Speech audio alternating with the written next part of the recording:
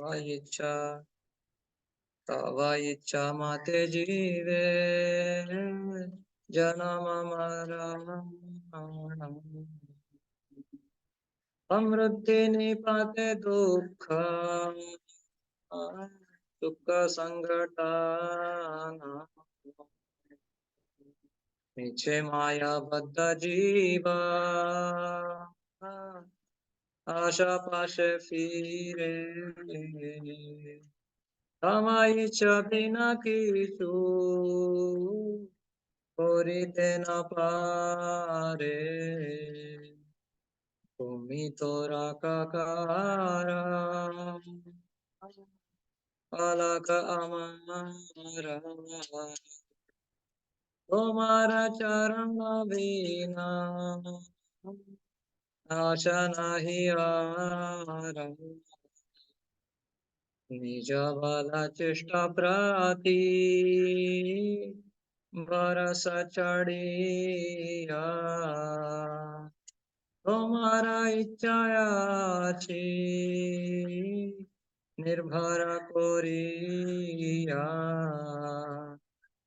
ভক্তি বিনোদাতি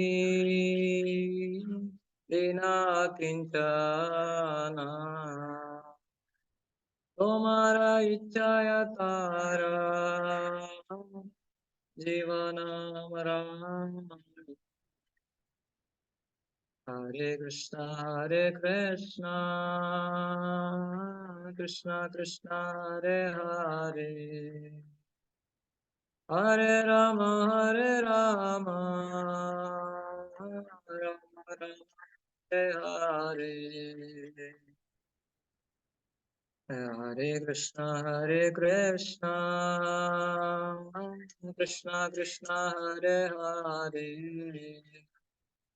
Hare Rama, Rama Rama, Hare Hare. Hare Krishna, Krishna Krishna, Hare Hare. Hare Rama,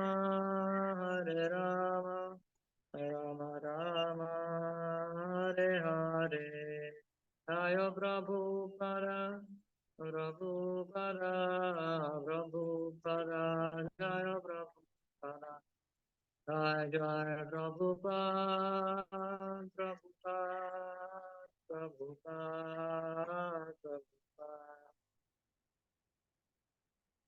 Shri हरिनाम संकीर्तन की जय, श्री प्रभुपाद की जय, श्रीमद् भागवतम की जय. So I just read the translation. O youthful son of King of Raja, you are Lord of all lords. According to your will, creation and destruction take place in the universe. According to your will, Lord Brahma creates, and according to your will, Lord Vishnu maintains. According to your will, Lord Shiva destroys, and according to your will, Maya constructs the prison house of this world. According to your will, the living beings take birth and die, and according to your will, they will meet with prosperity and ruin, and happiness and sorrow. The tiny soul, bound up by Maya, vainly struggles in the fetters of worldly desire. Without your sanction, he is unable to do anything. You are my only protector and maintainer. Except for your lotus feet, there is no other hope for me. No longer confident on my strength and endeavor, I have become solely dependent on your will. Bhaktivinoda is most pure, and his pride has been leveled. Now in accordance with your will, he will live and die. It's a beautiful song expressing the theme of the Gopputre Varana, means maintainer. Krishna is my maintainer. This is one of the limbs of Sharanagati, 6 limbs.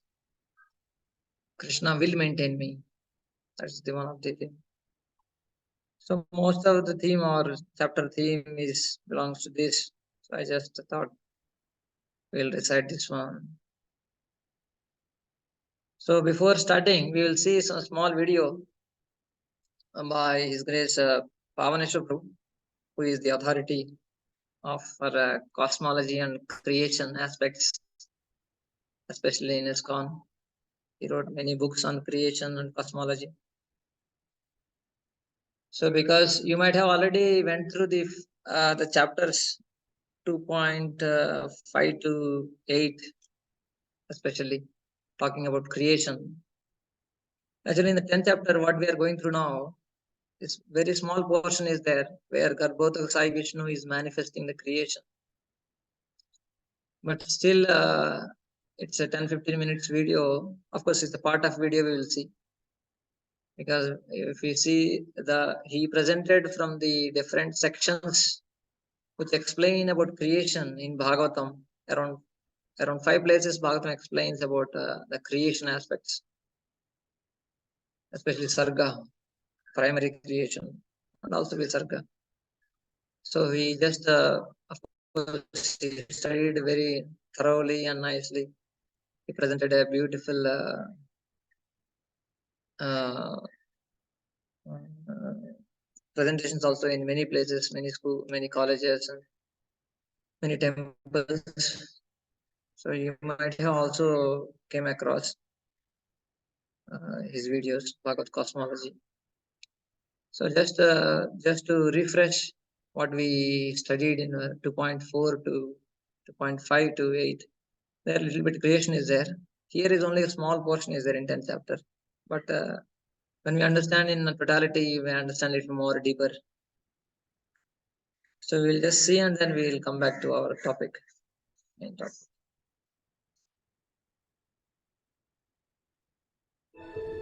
The Vedic understanding of the universe is everything in the Supreme Personality of an origin in the Supreme Personality of Godhead. Aham sarvasya prabho mattam smriti mattam sarvam pravartate iti matva bhajanti mam budhabhava samannata. Anadiradir Govinda sarva karana karana. It is further divided into spiritual world and material world. Devi Mahesh Aridama Suteshu Teshu. Golokadamni Nijadamni Talejasya. Golokadam is situated on the top of the entire creations, which is surrounded by Maduradam, which are surrounded by Vaikuntadam, which is surrounded by Kailashadam, which is surrounded by Brahmajyoti, which is in one corner. There is Viraja river, in which Karnadakshay Vishnu, from whom appears unlimited material universes. This is called Devi Dham. Out of those universes, now we'll discuss about the creation of one universe in which we are living.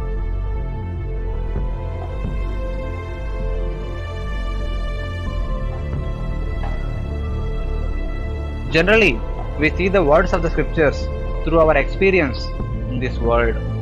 Instead, now on, let us try to experience the world through the words of the scriptures. Srimad Bhagavatam, 10th chapter of the 2nd canto, Sukadeva Goswami says that Atra Sarga Visargascha Sanam Koshanam Mudaya Manvantareshan Pata Nirodham Virashraya. Bhagavatam describes about the 10 principal subject matters, out of which the primary one is the Sarga, the primary creation of the universes, Visarga, the secondary creation of living entities, Sthanam, maintenance of the living entities, the geographical locations within the universe are a general function of all the living entities. So in these presentations, we will discuss about Sarga, Visarga and Sthanam step by step. Sarga, Vedic alternative to modern Big Bang theory. It is the primary creation of the universes by Lord Vishnu. The subject matter starts with a question posed by Vidura to Maitreya. Please speak about the creation of the universe of happiness and suffering. Sarga means Prakrita creation or primary creation, defined by Sukadeva Goswami as Bhuta Matrendriyam Janma Sarga Udahruta. Sarga refers to the manifestation of gross material elements, Tanmatras, senses, false ego, Mahatattva, caused when the Lord transforms the gunas. This is the creation of the totality of matter with 24 elements manifesting from Prakriti by Lord Vishnu's glance. Dravyam karma cha kalascha sabhavo jiva evacha Vasudevat paro brahman na chanyostotti tatvataha. O Brahmanam, the elements karma, kala, sabhava and the jiva are non-different from Vasudeva. Nothing but he exists in truth. Dravyam means the elements, the substance of matter, which acts like Upadana Karana. Karma is the cause of birth. Kala is the agitator of the gunas. Swabhava is the cause of the change in the gunas. Jiva is the Hiranyagarbha, the totality of the jivas, the enjoyer. Karma, Kala, Swabhava acts like nimitta or efficient cause. The universe, which is made up of Maya and Jiva, who are the energies of the Lord, is non-different from the Supreme Personality of Godhead. The Supreme Personality of Godhead, Sri Krishna, when he wanted to create unlimited universes, material universes, so that Jiva can be facilitated for his superficial enjoyment, he expands himself into the first Purusha, who is known as Mahavishnu or Karnudaka Shai Vishnu. As he lays down on causal ocean and Karna ocean, when time comes from the creation, he breathes out. Then all the universes in their seed form, they come out from various skin pores of his transcendental body. They all together are called as Pradhana. When Lord wanted to further the creation, he glances over that Pradhana, in which the modes are inactive. Pradhana is basically the three modes of material nature are in equilibrium state. When Lord glances over this Pradhana, his glance consists of Kala, Karma, Svabhava. By the entry of this Kala, Karma, Svabhava, the three modes of Pradhana becomes agitated. Initially, the mode of goodness and mode of passion become prominent. That state is called as Mahatattva, giving birth to Mahatattva. Then eventually mode of ignorance becomes prominent, giving birth to Ahankara. And this Ahankara further divided into three parts, which are known as Jnana Shakti, Kriya Shakti, and Dravya Shakti, which are called as Sattvic Ahankara, Rajasic Ahankara, Tamasic Ahankara. From Sattvic Ahankara appears mind, its present deity, and sense, 10 sense devatas, the present deities of the 10 senses. From Rajasic Ahankara appears prana, intelligence, and the 10 senses. From Tamasic Ahankara appears the 5 gross elements with the associated sense objects. This is the entire summary of the creation of the 24 elements. The Karnadakshaya Vishnu, when he wanted to create the universes, the Dravya, the first thing, appears from his various skin pores, and it is called as Pradhana, wherein the three modes are inactive, they are in equilibrium state. Then Lord glances over this Pradhana, and his glance consists of Kala, Karma, Svabhava. As this Kala, Karma, Svabhava enters into Pradhana, they activate the three modes. First, the mode of goodness becomes prominent, giving birth to Mahatattva. Then the mode of passion becomes prominent, giving birth to Suttatattva. Then finally the mode of ignorance becomes prominent, giving birth to Ahankara. As the three modes become activated by this by now, they produce Jnana Shakti, Kriya Shakti, and Dravya Shakti. And through these three energies, there appears Sattvic Ahankara, Rajasic Ahankara, Tamasic Ahankara. From them manifest mind and the presentity of mind and the 10 senses in the mode of goodness, and prana, intelligence, and the 10 senses, which are the combination of 5 jnanendriyas, 5 karmendriyas, manifest in Rajasic Ahankara, and tanmatras along with their gross elements manifest in Tamasic Ahankara. The 5 tanmatras are sound, touch, form, taste, smell. The 5 gross elements are earth, ether, air, fire, water, earth. As they are placed along with their properties, the 5 gross elements are earth, water, fire, and ether. Their respective tanmatra, the sense object is smell, taste, form, touch, sound.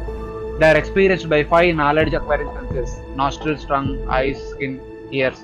They are controlled by 5 deities known as Ashwini Kumaras, Varuna, Sun, Vayu, Dig Devatas. And the 5 remaining karmendriyas, the action senses, Mrityu, Upendra, Indra, Agni, respectively. And the 4 subtle elements are mind, intelligence, false ego, consciousness, which are also known as Man, Buddhi, Ahankara, and Chitta, which are controlled by Moon, Brahma, Rudra, and Vishnu, respectively. Thus, till now there is the creation of 24 elements with their presiding deities. The entire process is, as Pradhana was produced from his various skin pores, Lord Karnadaksha Vishnu glances over Pradhana. Then the Pradhana transforms into, step by step, Mahatattva. From Mahatattva appears Ahankara. From Ahankara, in the mode of goodness appears mind, and in the mode of passion appears intelligence. and prana and the 10 senses, and from in the mode of passion, the 5 jnanendras, 5 karmas has manifested. Then finally, from the mode of ignorance appears 5 gross elements with their 5 sense objects. When all these elements does not know what to do, their representatives pray to the Supreme Lord to engage them in his service. Then Lord entered into all the elements as Paramatma and also as cohesive energy. Then all the elements combined together.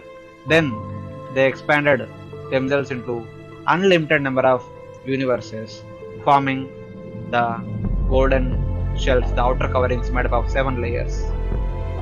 And the same Karmadakshaya Vishnu, taking all the living entities who are supposed to go to each and every universe, entered into each and every universe, which is made up of 24 elements in 7 layers. As he entered into each universe, he find nothing inside the universe, simply but the dark space. Then he filled the lower half of that universe with water emitted from his transcendental body, and the upper half with sky and air. And then he entered into the Garbhodaka ocean, began to recline on top of his snake bed. Then when the time for creation comes, then he glanced over the living entities who are residing within his own body. Then, being influenced by karma and swabhava, all the living entities pushed forth from his navel as a lotus stem.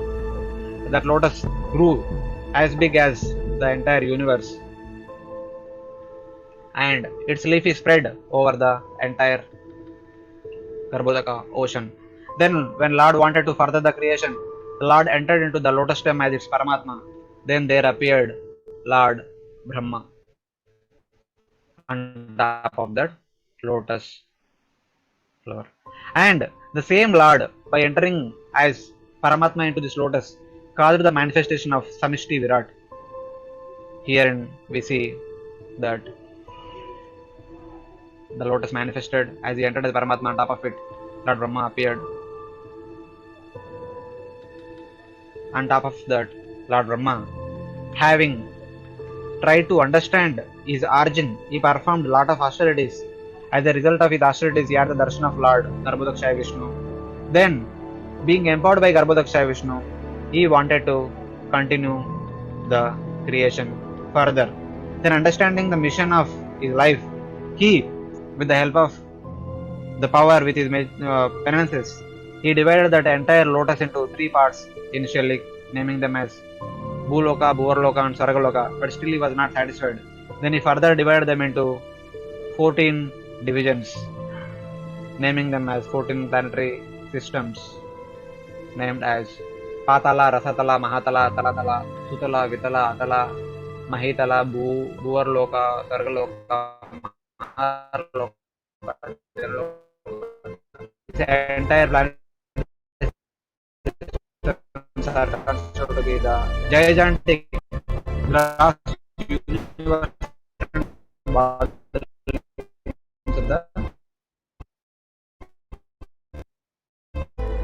It is the same case with all the unlimited universes, which are filled with 14 divisions. Hare Krishna. Okay, we'll pause here and then we'll discuss, and if any doubts are that, we'll come back. So this is our main portion, Sarga, which is going on. Yeah, we'll come back.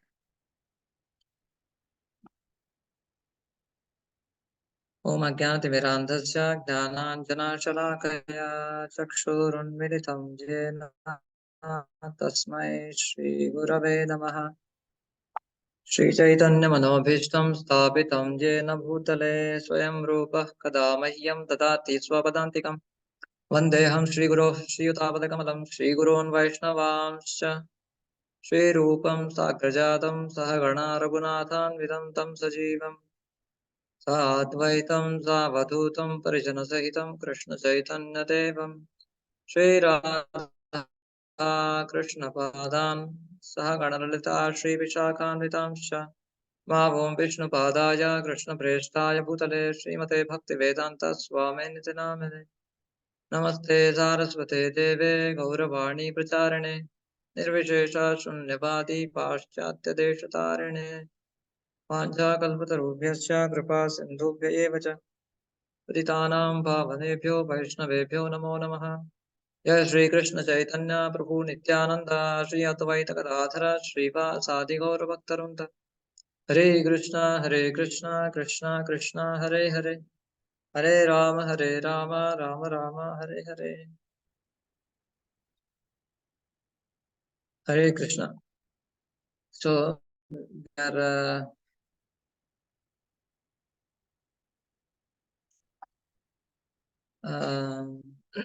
studying our second canto, 10th chapter,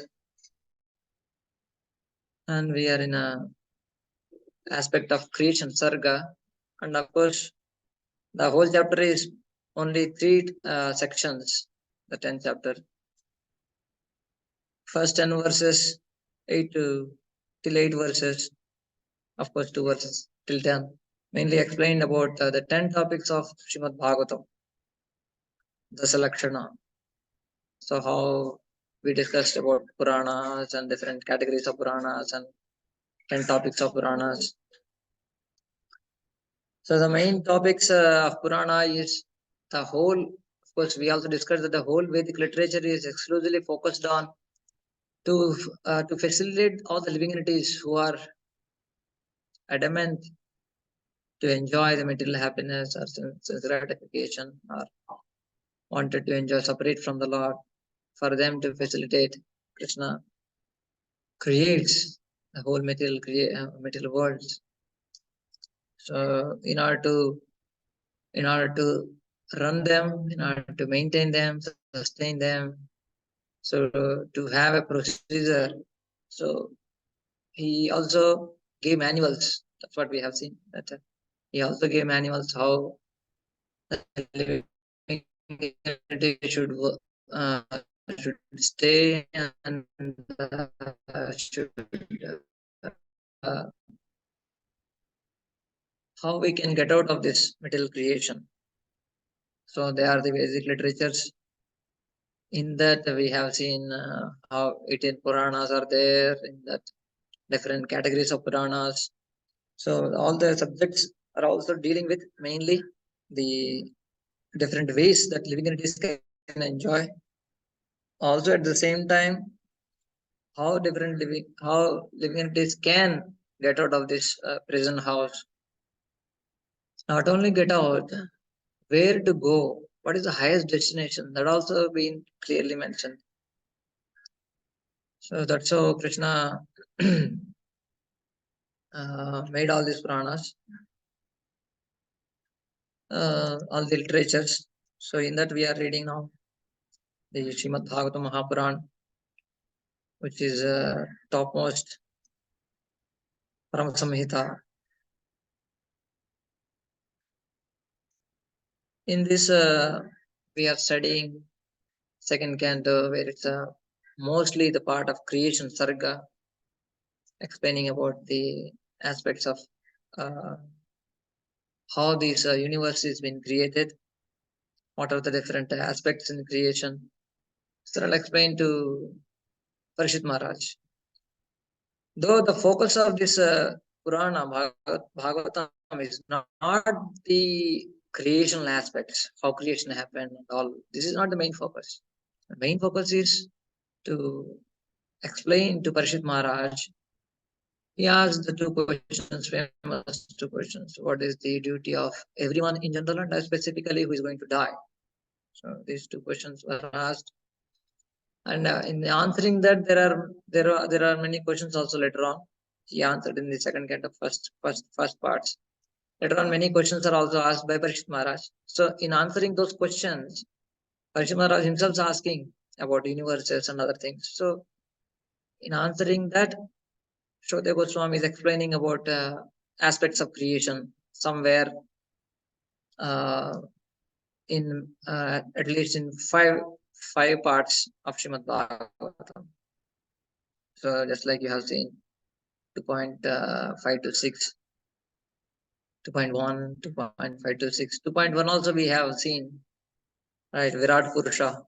Their purpose was there. It was the main focus was that how a attached yogi should meditate on the Virat Purusha to get rid of the enjoying tendencies.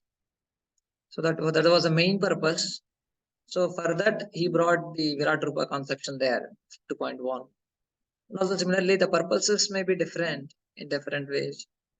But Sukadeva Goswami presented in answer to Parshit Maharaj's questions in these sections of Srimad Bhagavatam, the creational aspects.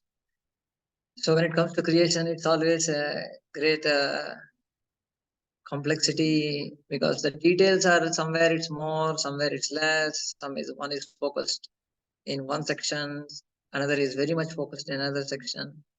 Some details may be here and there, may vary everything. But whatever I understand,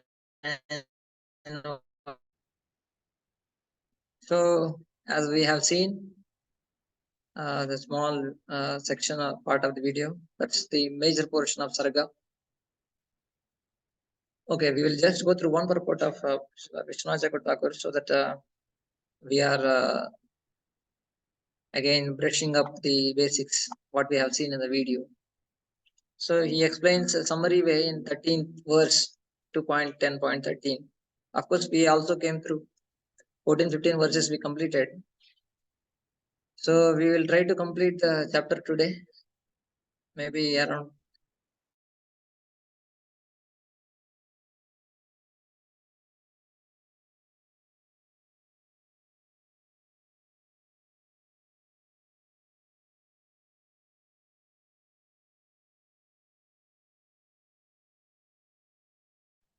Are others able to hear, Prabhuji? No, no. No, we are not able to hear it.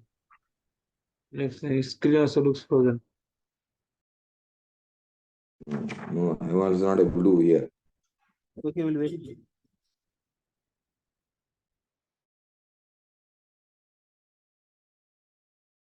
there was a okay.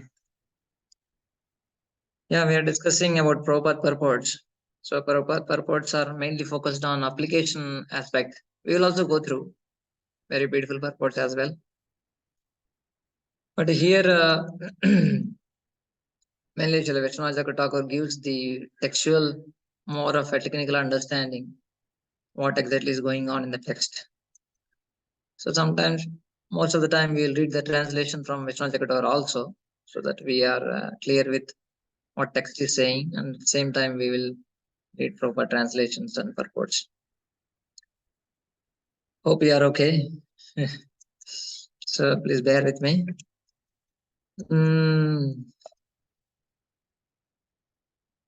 So this is the 13th verse we are discussing.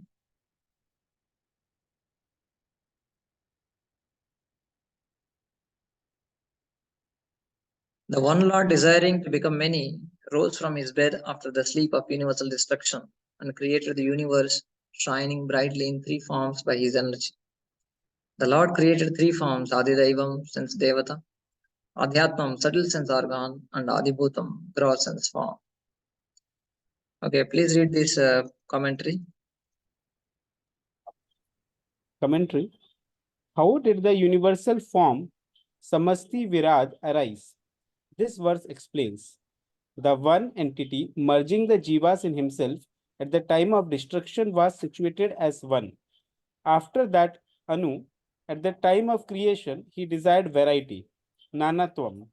He then separated the jivas from himself.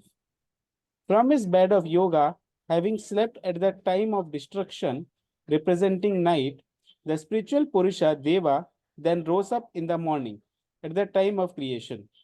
Having created the elements such as Mahat Tattva by his energy, Mayaya, he created by these elements the universe with its layers, shining brightly, Virium with golden color. This is the great creation. Yeah, this is the great creation. So till here, so he's explaining about how the Karana of the Sai Vishnu was laying on the Karana ocean. We also seen in Brahma Chatushloki, Ahame Vasameva Agre, I only existed, right? We have seen. So only Karana Sai Vishnu was existing. So that time no Pradhana also, nothing was there, only just Karana Sai Vishnu was existing. So as video also explained, his Prabhuji explaining, just by his exhale, all the pores emanates the Pradhana first. The material energy comes out first. So when it comes out, it forms Pradhana. That's Maya Shakti. On that Pradhana, Lord glances. So that's how he is desiring to become many, as mentioned here. After that, Anu, at the time of creation, he desired variety in Anatvam, as mentioned in this verse. So he desired to become many. Then he separated jivas from himself, means that he glanced on Maya Shakti. So as we have seen in the video also, and you have studied the previous section. So once he glances, through the glance he sends the jivas along with the karma and the swabhava, and plus time also. So the time and jivas both go into the mother womb of Maya Shakti. So there in Pradhana, so because of the time agitates the modes. Till that time in Pradhana, the modes were in equilibrium state. So then when the time goes in, the modes start activating, mode starts becoming agitated. And then from agitation comes Mahatattva. So this Mahatattva, because the modes are now prominent, when Mahatattva is predominated by mode of goodness, it is one part, as we have seen. And then mode of passion, it has a Rajasic part, Tejasa, Sutra Tattva. And then it becomes, when it's predominated by mode of ignorance, then it becomes a false ego in the mode of ignorance. From there, creation aspects happen that we have seen in the table also. So then all the elements form. Now here it's mentioned that, having created the elements such as Mahatattva by his energy, he created by these elements the universe with its layers shining brightly with golden color. This is great creation. So same thing as you have seen. So all the elements, they are unable to mix. They pray to the Lord. They become come together and they form the golden egg, and then they are divided into many universes. So all the universes are now ready with all the living entities as well, and with all the elements as well, the universal shells. So the creation of the universal form situated in the shell measuring 500 million yojanas took place by combining Lord's energy with parts of elements such as Mahatattva. Now this is basically the one Brahmanda. One Brahmanda, after division of the whole combination of 24 elements, is divided into many unlimited universes. So each Brahmanda is made up of shells in the sense layers. Each Brahmanda we can call it as a shell, and each shell is covered with layers. We know that 7 layers. Sometimes it's called 8 layers also, based on how you count the false ego and Mahatattva. So 7 layers it is there, but inside nothing was there. So then the Purusha then entered the shell of the universe, filled half of it with water emanating from himself, placing the universal form within himself, went to sleep on Garbhodaka ocean. So here universal form means that whatever the elements are there, whatever the jivas are there, in a combined form, it's called universal form. Please don't confuse by the term universal form, or don't remember that Bhagavad Gita Vishwarupa, Generally, we try to, when we say immediately universal form, the Bhagavad Gita 11th chapter comes into mind. This is different. This is Vishwarupa. So this is Virat Rupa. Generally, it's called Virat Rupa, and that is Bhagavad Gita is Vishwarupa.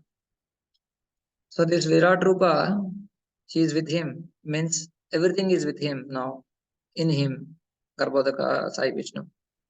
He is there on the bed, and now then he rose up after a particular time, I think around 1000 years, he lies on the Garbhodaka ocean also. After that, then she starts creating. So one point we need to understand here that all this is because of living entities' desires. Seeing the living entities desiring to have different kinds of bodies and different enjoyments. So Lord manifests this creation. So he rose up from his bed and manifested the totality of the universe in golden color, 3 forms. Of course, this here also golden color came. Even shell is also called golden color. See, universe with its layer shining brightly with golden color. This is also sometimes confused. This is also kind of a golden color, and what manifests from Garbhoda Sai Vishnu. So this is also in golden color. Hiranyagarbha it's called generally. And that is it is in 3 forms. What are the 3 forms? 3 forms in the sense that they are 3 levels or 3 categories. Adidhaivam, Adhyatmam, Adibhutam. Last time we discussed that Adidhaivam basically they are controllers of the elements. So they are living entities. They are the controlling living entities, just like Surya, Chandra, etc. Adhyatmam is the totality of living entities. Okay, we will read this, you can understand. So the totality or samishti will become the lotus stem arising from Lord's navel. And this lotus stem will become the gross form of universal form with 14 planetary systems. This totality here, what is mentioned? Totality means basically all the elements that are there, 23 or 24 elements according to the count. Whatever are formed, they are only totality. That's what we are saying here. Don't we get confused. So all the elements along with the living entities and the controllers, these 3. Basically, these 3 are only existing. The elements and the living entities and the controllers of the elements, 3. So from this, he is manifesting the lotus stem arising from Lord's navel.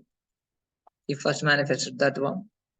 And of course, that lotus stem is divided, as shown in the video also, is divided into 14 planetary systems. And from that only, from the same 3, the the Adhyatma, it will also become subtle Hiranyagarbha, the form of Brahma consisting of total jivas. So this total jivas, totality of jivas,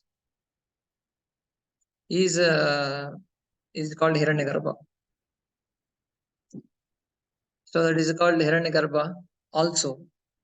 The name has a different meanings. So Hiranyagarbha, in one sense, that golden color, golden color which is formed during creation or during Garbhoda Sai Vishnu, both, they also can be called as Hiranyagarbha. Or totality of the living entities is also called Hiranyagarbha. And the Brahmaji is also sometimes called Hiranyagarbha, because Hiranyagarbha means the person who is center in the golden form. So is called Hiranyagarbha. So in these 3 personalities are explained here. So it will also become 4-headed Brahma carries out creation. Which, so from here only, from totality of universe, what came out, from there 3 came. So thus Brahma has three forms. What is three forms? That is shown there in the four-headed Brahma. This is four-headed Brahma one. And this totality of jivas, all the living entities, and all the elements together. They have different names. So that's how the three are the called Brahma has three forms. That's how they say it, like that. So I'll just show you one small picture. It will be more clear. I'll show its opening. So just so till now, these three forms: universal form, all the elements, all the living entities, Hiranyagarbha, and from there, one living entity was chosen to head to create everything. Who was qualified is called Brahma, four-headed Brahma. So from these three, only form this one, but they are different. So these three are different from this one. They are not identically same. So basically, from them only it formed. So that is the main point. But they are not equal. So this is the main point we wanted to cover. What last time we discussed. I'm just trying to show. So now inside the Garbhodaka ocean, the Lord is lying, and from the elements, whatever formed, they are all combined, and they came into Garbhodaka Sai Vishnu.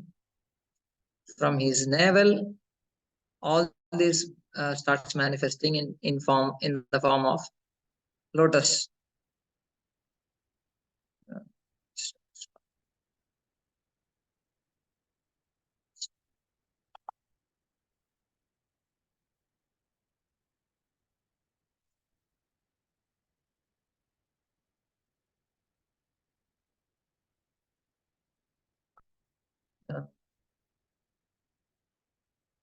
So this is the main creation aspect. Now Garbhodaka Sai Vishnu is trying to create the 14 planetary systems, the gross manifestation. Once it is done, then Brahma starts creating after that. That is called Visarga. It is called Visarga. But whatever he creates, the Lord creates, that is called primary creation or Sarga, till Brahma starts taking over the job. So in that one more point, I want to share that there are two terms called, just to understanding purpose, it's mentioned as Veshti and Samisti. In the Veshti, what we last time just mentioned that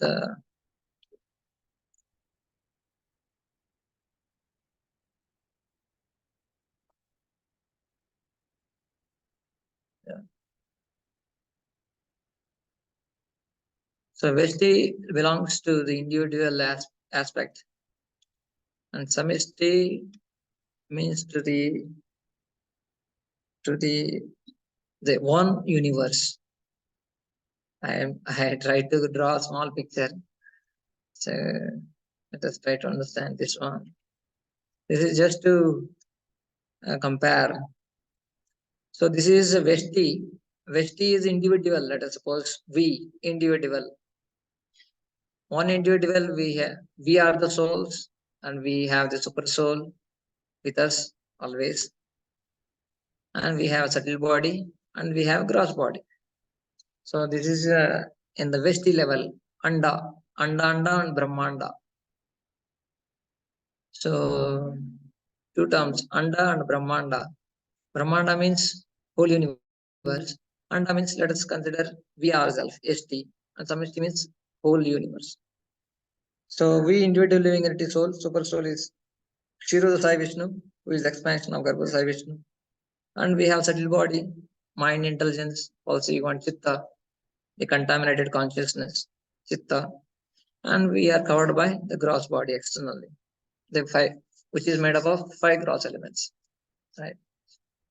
The same thing is compared with the whole universe also, but here the soul is Brahmaji, and the super soul is Garbhoda Sai Vishnu, and the subtle body, what is called all the living entities, is called Hiranyagarbha, what we are reading now, Hiranyagarbha. And the gross body is of made of 24 elements, 23, 24, 16 elements sometimes, as we discussed last time. So this is the gross body, and this is the subtle body of all the living entities. And this is the gross body made of elements. Now here 3 Brahmas, as we discussed, that he is also called 4-headed Brahma is one. He is also called Brahma. Hiranyagarbha, all the living entities, he is also called Brahma. And universal form is also called kind of Brahma. So these are all 3 Brahmas. Sometimes they mention like that. Some literature may mention. So these are the 3 Brahmas. When we talk about, so when we are hearing about Brahma, we need to understand which Brahma we are talking about. Generally, when we say Brahma, it's 4-headed Brahma. That's general understanding. But they can refer to that also. Other aspects. So this is Veshti and Samishti. So from whatever is there in the each Brahmanda, the elements and the same thing will be formed with individual. So before creation, all the elements were lying without any interaction. So they prayed to the Lord, to Karnal Sai Vishnu. And then by the entering of Lord, so they start combining together and they form all the different universes. They form universes. And then Lord entered inside, and then he produced water, and on the water he started creating the whole universe, universal form, Samishti. And from that, Brahmaji takes up later on. So in the universal form, when he started creating, what things are all manifested, now we will see. So what all things happen, what all things are forming. So the text goes like that. He desired the universal form. Virat Rupa desired, okay, let me have mouth, let me have a tongue, let me have eyes to see, let me see, let me walk, let me hold something. So the desire is expressed, but this is expressed not because that he is desiring, but it is a samishti. All the living entities are desiring. So in that sense, it is mentioned like that. So yeah, we'll go through the text. I think we need to skip the verses to catch up some time. Please read the translation 15 verse. From the sky situated within the transcendental body of the manifesting Mahavishnu, sensory energy, mental force, and bodily strength are all generated, as well as the concept of the component of the total living soul. Yeah. So once he entered inside, Garbhodaka Sai Vishnu entered, then the first thing from the sky that he manifested Oja, Saha, and Bala. These 3 sensual strength. These are all not just grossly manifesting. They are all dividing in him in the universal form. We cannot see immediately. But once Brahmaji starts creating, then the bodies are seen. So they are manifesting in him. Oja, the strength, mental, sensual strength. Saha is the mental strength. Bala is the bodily strength.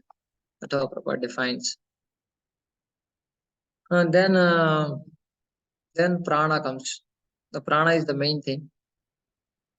The prana is the main living force of 3 that sustains. The prana sustains these 3. So these are all formed from the akasha, the sky. That's what is explained. Okay, text 16. We will read from Vishnu Thakur.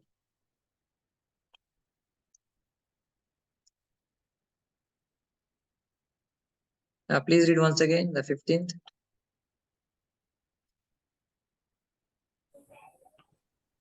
From the ether within the body of the universal form, who was acting in various ways, arose the Shaktis of the senses, mind and body, and from them arose the best life air called Sutra.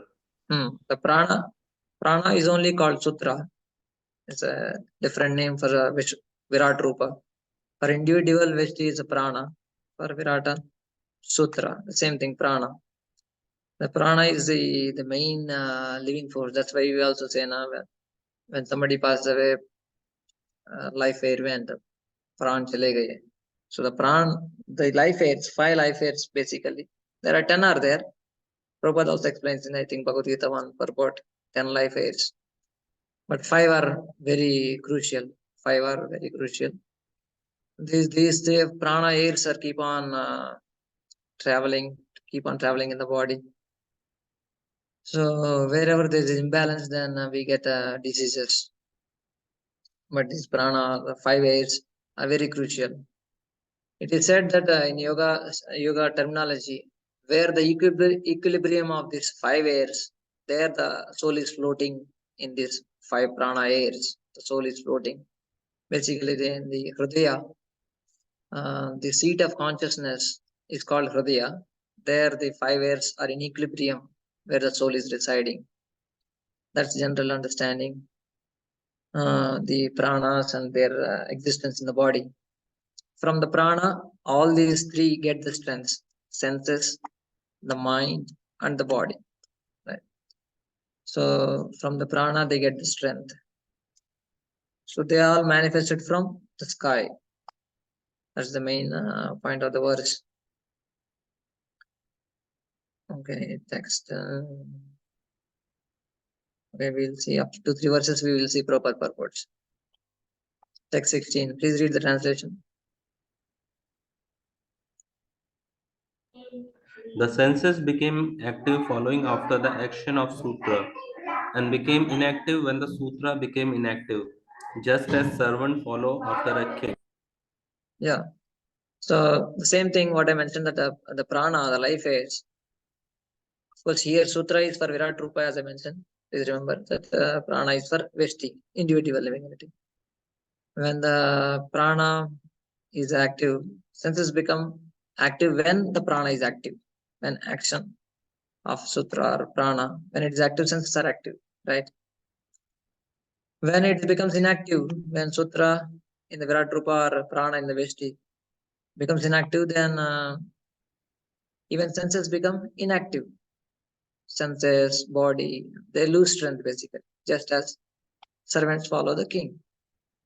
So here king is the prana, and the servants are all the senses, sensual strength, mental strength, bodily strength, all this. They follow the prana. So that is main point. So they are manifesting. They are manifested in the Virat Rupa. Text 17. Please read.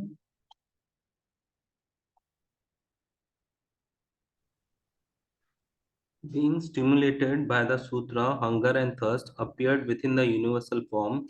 He desired to drink and eat. First, the mouth became distinct. So here now the things are manifesting from Virat Rupa. So he desired. So basically, living entities wanted to enjoy. So he is desiring. Virat Purusha is desiring, and the things are manifesting. So stimulated by Sutra, this prana, stimulated by prana, the hunger and thirst are appeared. Right. So when the prana becomes generally inactive, or when it's become very mild, we say manda, then we also feel less hunger and less thirst, and we are diseased. When the prana is very active, then our health also becomes more and more active. Just like you might have seen the difference between drinking fresh air, fresh water when you go to when you experience, especially near to Himalayas, or Ganga water near Haridwar, or any kind of places where there is a very fresh water, very fresh air, all this naturally very much without any kind of pollutions. When you experience there, we feel a lot of energized in health. And now also we can experience that if you go to villages away from the city and just spending some time, it revitalizes the whole system. So because there the prana becomes more and more active, because the elements also has that prana element, because they are, so then they become more and more active. So that's how we feel also strong. Yes, bro, you have questions, Surikant bro? Bro. Prabhuji, we are also reading Veda-based translations, and these translations don't exactly match with what you're showing on the screen in the document. That's what I'm saying. Because I will show the proper translations. We will read again. Because technically the text is more technically presented by Srila Vishwanath Thakur. That's why I'm taking so that the text is more clear to you. Once we understand, then we'll come to the more application-oriented understanding of Prabhupada. Prabhupada generally. Okay. Yeah, that's the main point. Okay. So there you don't find any sutra kind of a thing. Because Prabhupada translates, yeah. Yeah. So here the sutra is the same as prana, you understand, and the prana is also not mentioned directly. Prabhupada took the English words also a little more convenient to the English audience. So the whole translation is very big, and we lose in the whole translation only. We may not become to the point exactly what it's saying. So that's why I'm taking 2-3 here from here, and then we'll come back.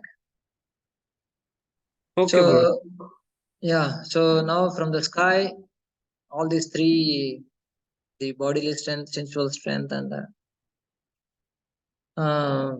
mental strength, formed bodily strength, mental strength, and sensual strength. They are the three form, and from these three are maintained by the prana. So that's what the main point, the prana. We are trying to understand the prana aspect of manifestation. Okay, now it's okay. We'll read from Prabhupada point of view. Just go through these translations and some Prabhupada purport points. Okay. Now you read 16th translation.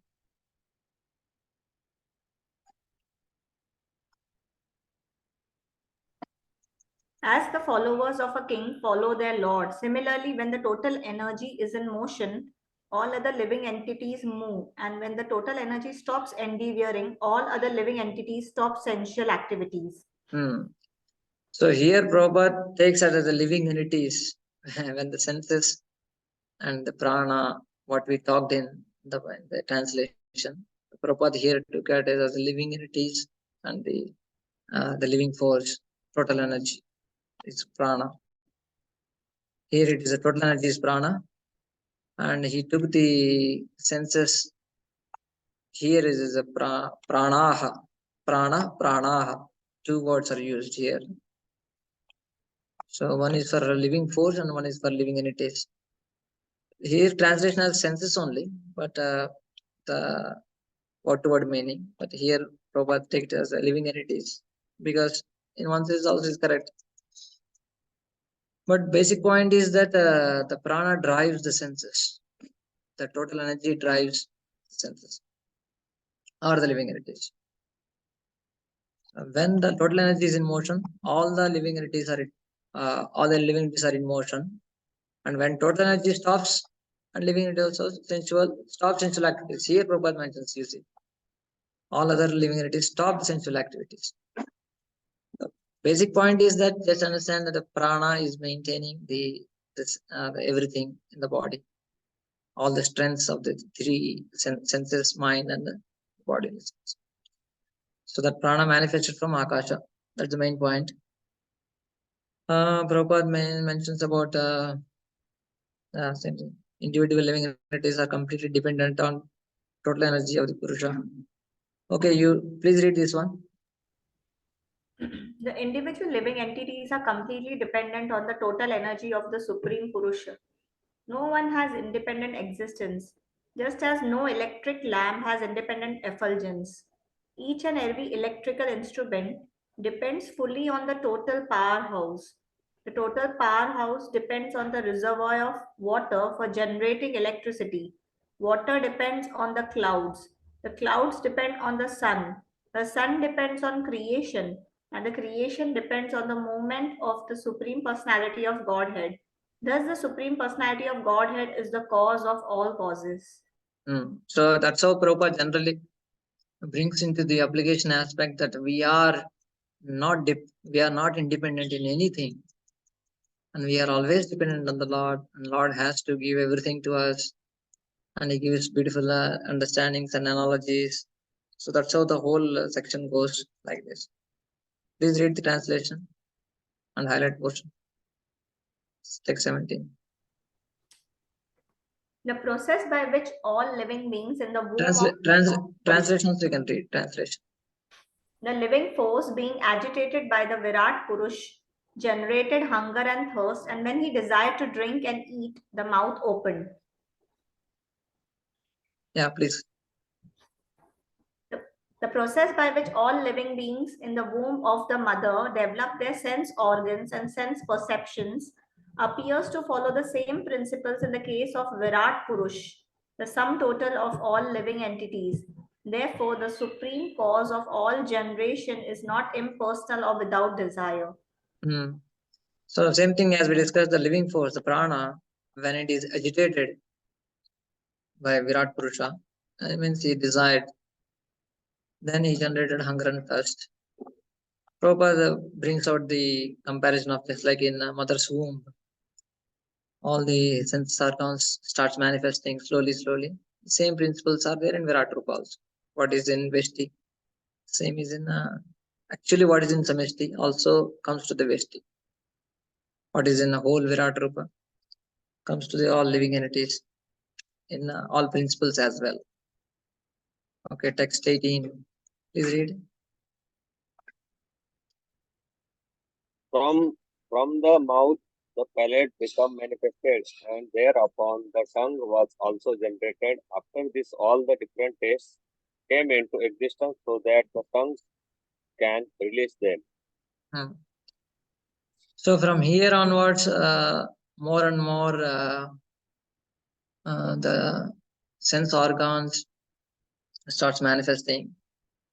So one principle, general principle is that the Lord desires the different actions, and based on that, the Adibhuta, the gross sense organ will form, and then from there it will come subtle sense organ. We will show how, one example we will see, and then the sense object is released by that, in the sense that let us suppose here this gradual process of evolution suggests the explanation of controlling deities Adidaiva in the case of Varuna. This example is for the tongue is explained here. The mouth becomes the resting place for the tongue, which tastes all the different eligible juices of which controlling deity is Varuna. This suggests, therefore, that Varuna was also generated along with the development of tongue. Please read this one, highlight portion. The tongue and the palate, being instrumental, are abhidhabhutam, or forms of matter, but the functioning deity, who is a living entity, is Aditya, whereas the person undergoing the function is Adhyatma. Adhyatma, yeah. So Lord desires, and then the main, the gross Adibhutam is the main, the palate forms first. Tongue is the subtle element. Generally, tongue in the sense, of course, English terms are different. But there is one gross, the limb, just like this, we call tongue in the mouth. And there is a subtle tongue also, that is actually called jiva. And there is controlling deity is Varuna. And the sense object is Shabda, Sparsha, Rupa, Rasa. The rasa is the main sense object to enjoy. So that's how these four things, they keep on manifesting by the desire of the Lord. First, the Adibhuta, the main organ will manifest, and then the subtle organ, along with its controlling deity, will manifest, and then the relishing object out of the five objects of sense objects, like to relish, or Shabda, Sparsha, Rupa, Rasa, Gandha, or any activity of the sense, they will manifest. So that's the main principle here. So here, example that like the tongue, when he desired to taste, so the tongue manifested. The subtle aspect is called palate. What is given here, the gross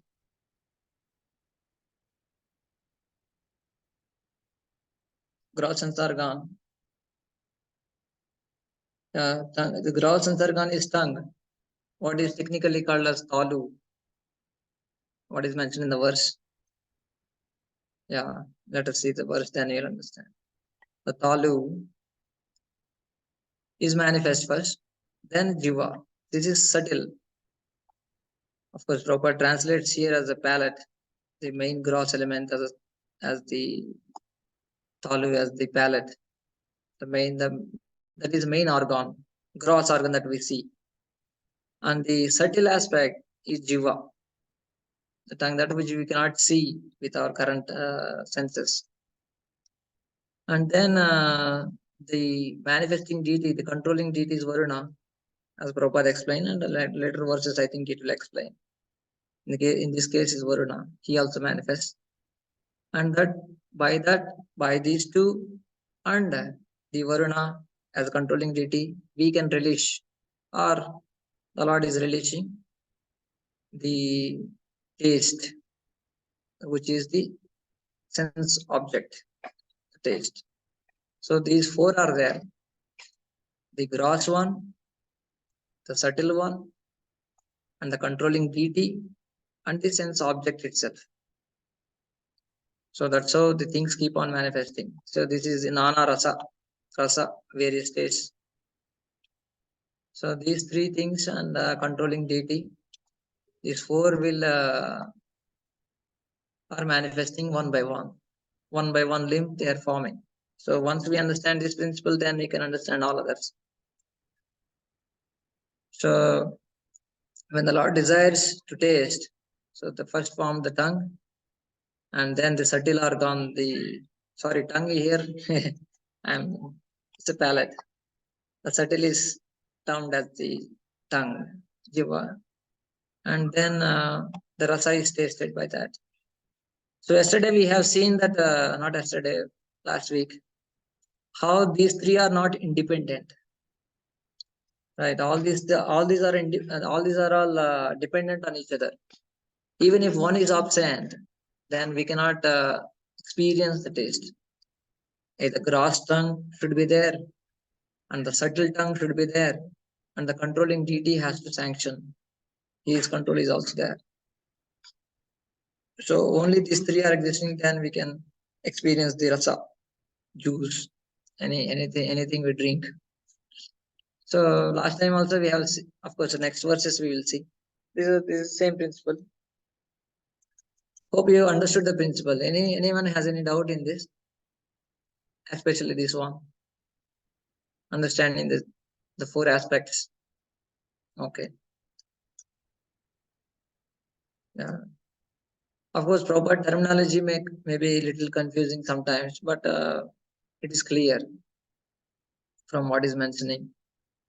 So the subtle aspect is called adhyatma, and the gross is Adibhuta, as we also shown in the picture.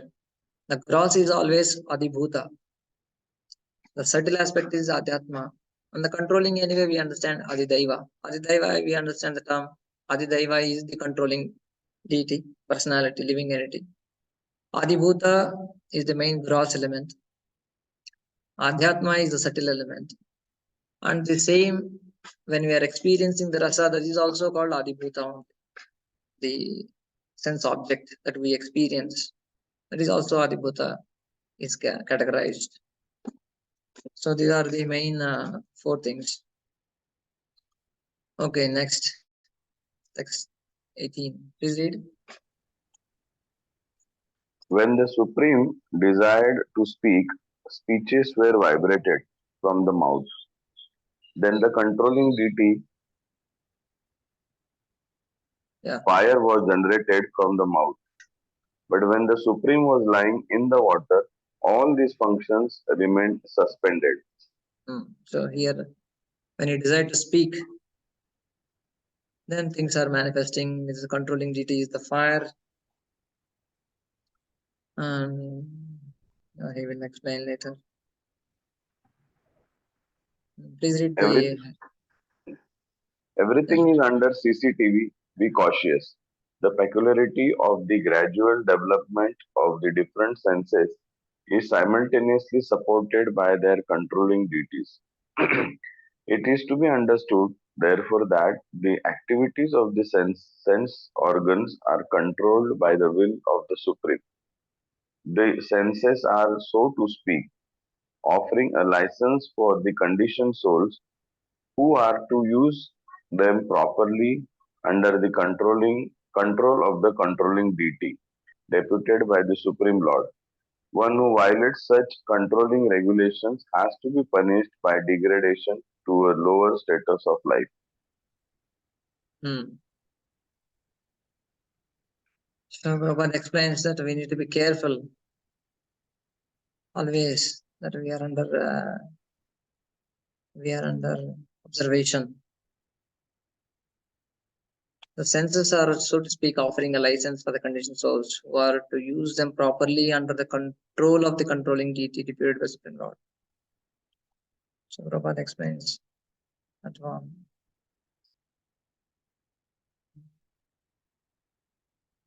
Yeah. Okay. 20th you can read. Thereafter, when the Supreme Purusha desired to smell odors, the nostrils and respiration were generated. The nasal instrument and odors came into existence, and the controlling deity of air carrying smell also became manifested. Can I read the portion, Prabhuji? Yeah, please. The nasal instrument, odor, and the controlling deity of air, smelling, etc., all became manifested simultaneously when the Lord desired to smell. So here about the smell, Nasike, when he desired to smell, the nostrils, the external gross organ formed, and respiration. Respiration is the smelling, grana smelling is the main subtle element, subtle organ, and the controlling is vayu, the air, and the shabda, sparsha, rupa, rasa, gandha. Gandha is the main what is called sense object that we relish, gandha. There is the gross instrument, nostrils, and there is this subtle nabhaswati, or the smelling smell subtle organ to smell, and then the controlling deity air, and the sense object is the smelling order, external order. So all these are 4 are formed when he wanted to smell. So the idea is that the living entity cannot do anything independently. He can simply think of doing something independently, but he cannot act independently. So he's just thinking himself that he is independent. Okay, we'll just see the other translations what exactly it maintains.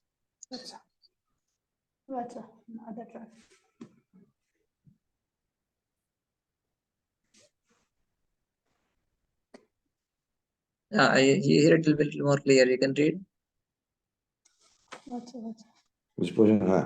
Yes, when the universal form desired to speak from his mouth, Devta of organ and speech, which is dependent on the Devta and the sense organ, form resided in the water for a long time. Obstructions appeared for the universal form. When the life air became active, the two nostrils became differentiated. When all the universal form desired to smell, Vayu, who carries fragrance, who carries a fragrance and the nose appeared. The gross and the subtle and the controlling deity, they will manifest. And the object of experience, sense object, the smell. They're all forming now. So when there was no vision in the usual form, he desired to see. Two eyes, the presiding deity known as sun, the sense organ called eye, which experiences the form, sense object appeared. Right. So this example about how he is forming the power to see. So the eyes, two eyes are the Adibhuta, and the subtle Chakshu. Chakshu is called subtle. I think you can see here. Chakshu. It's a subtle element, subtle sense organ. Akshno is the gross eyes. Chakshu is the subtler sense organ. And the Devata is sun. Very sun.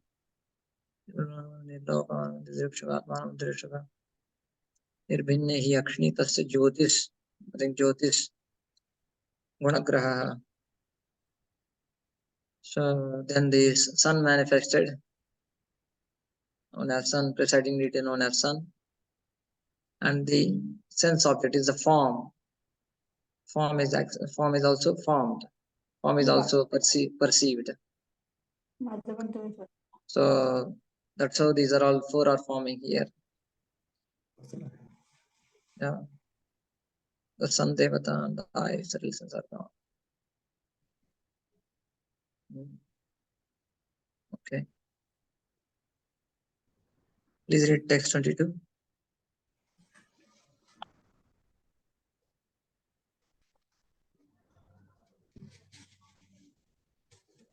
Hare Krishna. When the universal form desired to understand himself, which is revealed by Vedic Sound. The two gross ears, the direction devatas, and the subtle ear organs, which receives sound, appeared. Yeah, same thing. Same formula that the gross ears and the subtle ears and devata of the hearing, the direction devatas are here called. And the sense object is sound. So that's how things are forming here. 23. Please read.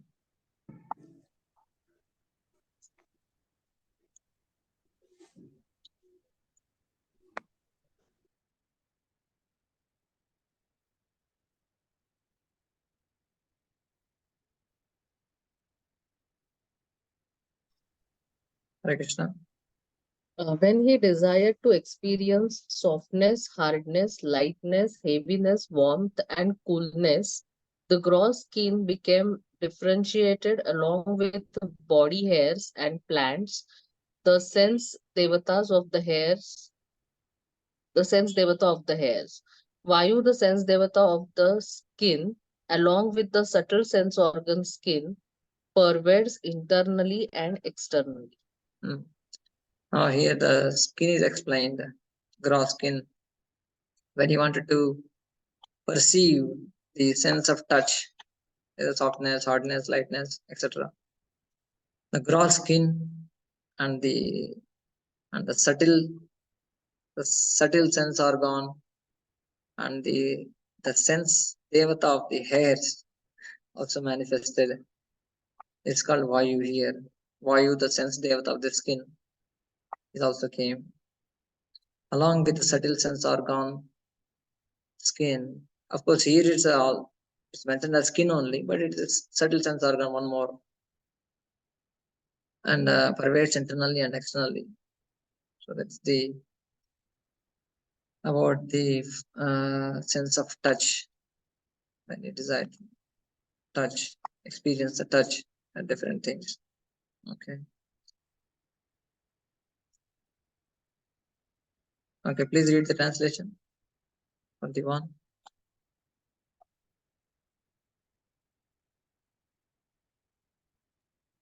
Thus, when everything existed in darkness, the Lord desired to see himself and all that was created. Then the eyes, the illuminating God's Son, the power of vision, and the object of sight all became manifested. Please read it. The universe is by nature dense darkness, and therefore the total creation is called tamas, or darkness. The night is the real feature of the universe, for then one cannot see anything, including oneself. So here eyes are forming, then desire to know. The text 22. Desire to know. By the development of desire of the great sages to know that ears, the power of hearing, the controllability of hearing, and the objects of hearing became manifested. Great sages desire to hear about the self. Hearing, the power of hearing is explained here as we read last time.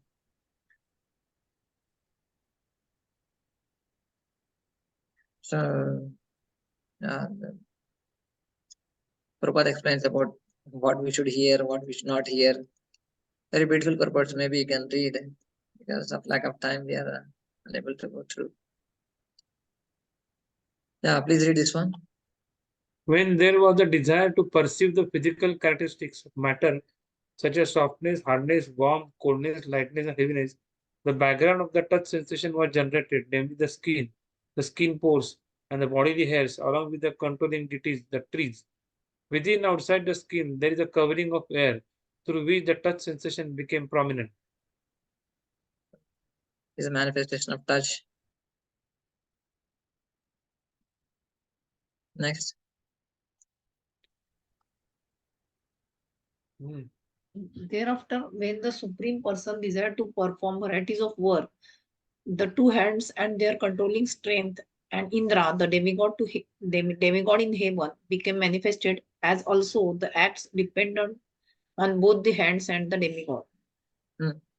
So here the hands are explained. The gross hands and the subtle hands and the controlling deity Indra. And the objects, what the hands do, hands activities. Here the object of sense means its activities basically. Hands, the sense object, just like the 5 knowledge acquiring senses will have 5 sense objects, just like smell, shabda, sparsha, rupa, rasa, gandha, right? For the nose, for the ears, for the eyes, for the touch. So shabda, sparsha, rupa, rasa, gandha are the 5 sense objects for the 5 knowledge acquiring senses. Now, but the 5 karmendriyas, the acting senses, for them, what will be the sense objects? The sense object will be the activities only. What the hands do, what the legs do. So that will be explained. So now the hands are formed, gross hands are formed, and the subtle hands are the organs are formed. Subtle organs in the strength, inside strength. And the controlling deity Indra is manifested.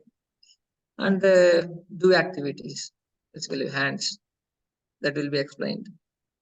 So that's so these external 5 karmendriyas are forming now. Now, till now 5 subtle jnanendriyas, knowledge acquiring senses form. Now karmendriyas are forming. These are all happening in the universal body. So they may not be perceivable, as I mentioned. So later on, when Brahmaji manifests in different bodies, they will manifest accordingly. Okay. Next.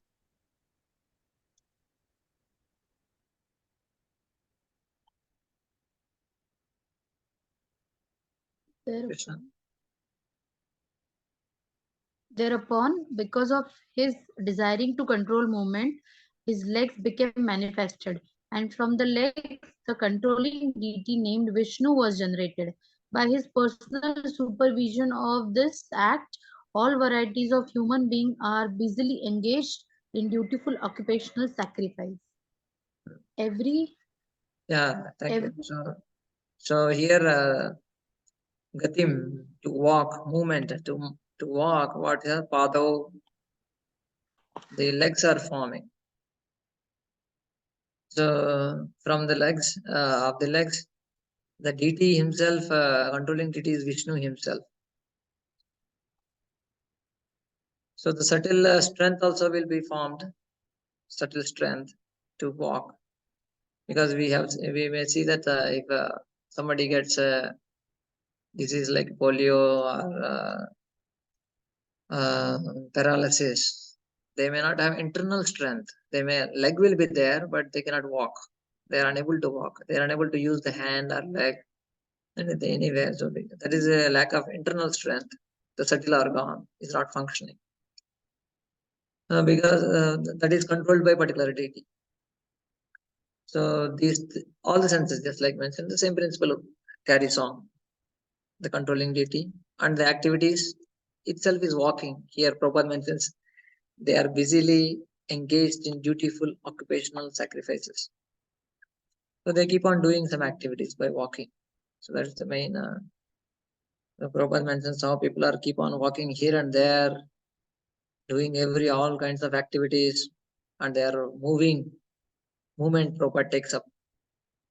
So they are moving here and there busily, so many activities, but they are unable to utilize the human form for the self-realization. The secret is that at every step, they should try to execute sacrifices towards the path of world peace. That's the main movement we should do. Okay, please.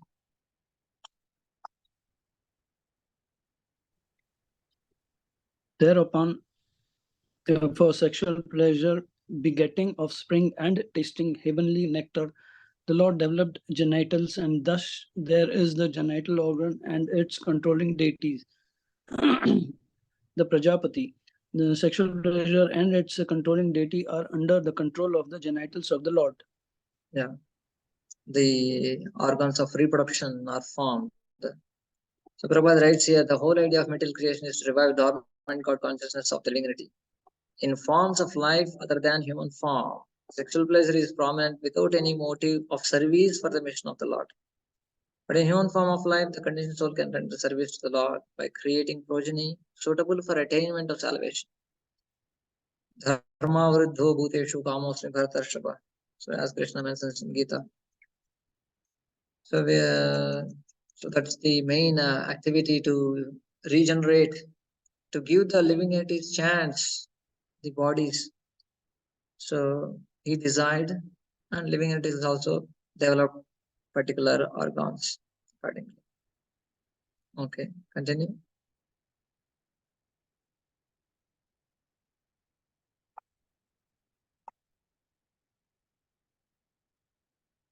Thereafter, when he desired to evacuate the refuse of eatables, the evacuating hole, anus, and the sensory organ thereof developed along with the controlling deity of Mitra. The sensory organ and the evacuating substance are both under the shelter of the controlling deity. Even in the matter of evacuating stool, the refuse is controlled. So, how can the living entity claim to be independent? Prabhupada's one-line statement, he smashes everything. Even is unable to respond to nature call independently or without depending on. He is uncontrollable in that also. He is not independent in that also. How can he claims that he is independent of all? Please read. Thereafter, when He desired to move from one body to another. The navel and the air of departure and death were combinedly created. The navel is the shelter for both, namely death and the separating force. So this is happening within the body till now. Now, so when the living entity has to give up the body and transfer to another body, how he does. So that Lord is desiring here to move from one body to another. So that is explained here. Through the navel, these things will happen. That's what the main explanation. How exactly happens, I also don't know.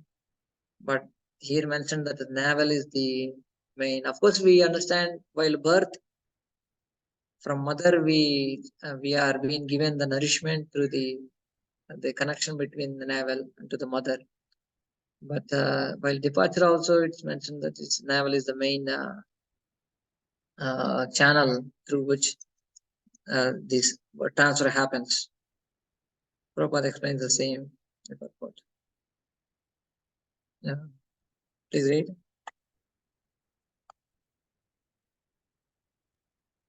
When there was a desire to have food and drink, the abdomen and the intestines and also the arteries became manifested. The rivers and sea are the source of their sustenance and metabolism. The controlling deities of the intestine are the rivers, and those of the arteries are the seas. Filling the belly with food and drink is the cause of sustenance, and metabolizing the food and drink replenishes the bodily energies. Therefore, the body's health is dependent on healthy actions of the intestines and the arteries. The rivers and the seas, being the controlling deities of the two, keep the intestine and the arteries in healthy order. Yeah. So Prabhupada also sometimes he mentioned in either in class or purport where he says the river bath, especially the river bath, is good for the nerve system, arteries, nerve system, and sea bath is good for intestines. Those who have the issues with the stomach and the intestines, digestive system, the sea water, sea bath is considered very good. So the same controlling deities are explained here: the seas and the rivers, both for respectively intestines and arteries. So that's how Prabhupada explains here. They are manifesting internally. Okay, next.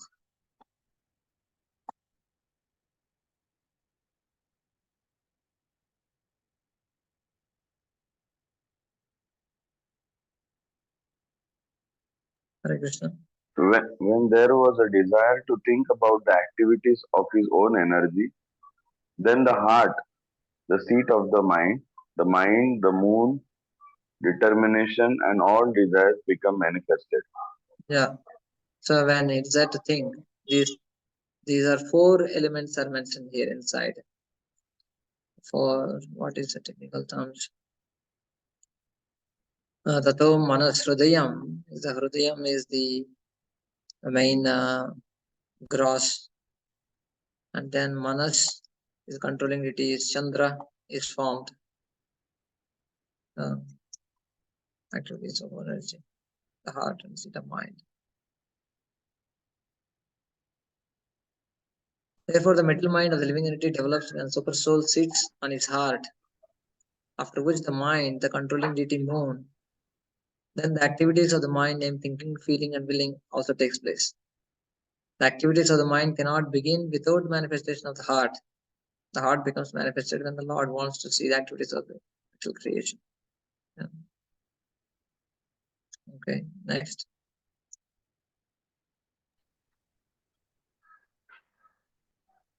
The seven elements of the body. Yeah.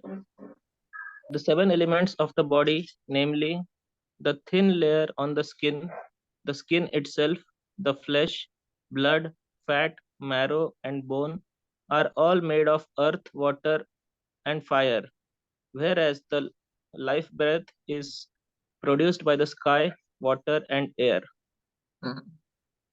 So these are all seven elements that are forming within the body. Yeah. So please read the last line. The breathing air of life is produced of sky, air, and water, and therefore open air, regular bath, and ample space in which to live are favorable for healthy vitality. Fresh produce from the earth like grains and vegetables, as well as fresh water and heat, is good for the upkeep of the gross body. Because the breathing air of life is produced of sky, air, and water combination. So Prabhupada is saying the sky means you need some space. You need ample space to live, a fresh air, open air to breathe, open air, and water, fresh water, regular bath. All this the subtle body will become very much energized by these three, and the gross body energized by these three, especially coming from earth, like grains and vegetables, as well as water and heat. Water is fresh water, and heat especially to keep up the body. So cold is generally considered like not very good for health, but the heat producing inside is considered very healthy. So that's how all the elements are formed now. Now Sukadeva Goswami concludes by describing the nature of the senses, mind, intelligence, false ego. Please read.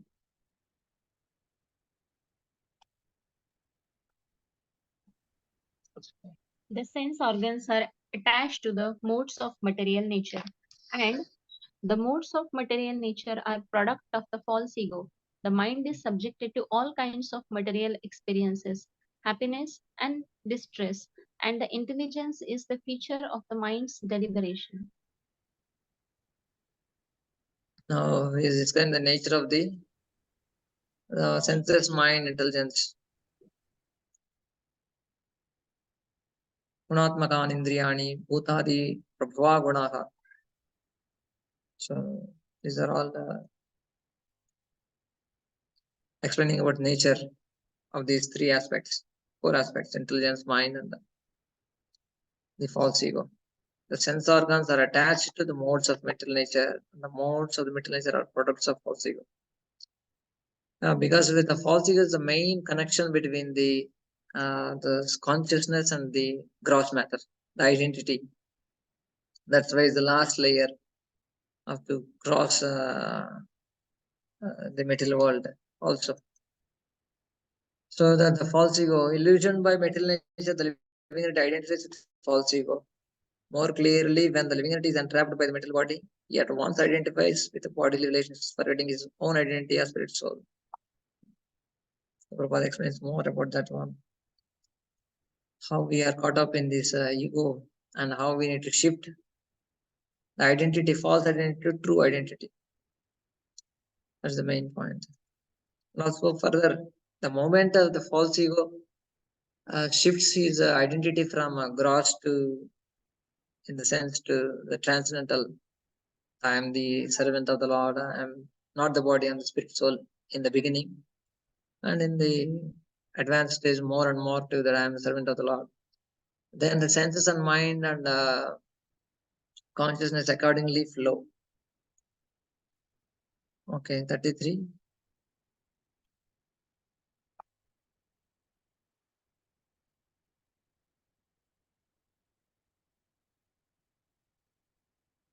Hare Krishna.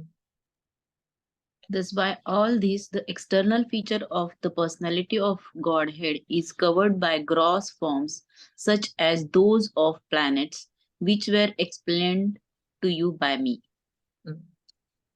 Now these are all covered by the, now he is forming the planets, gross forms such as those of planets.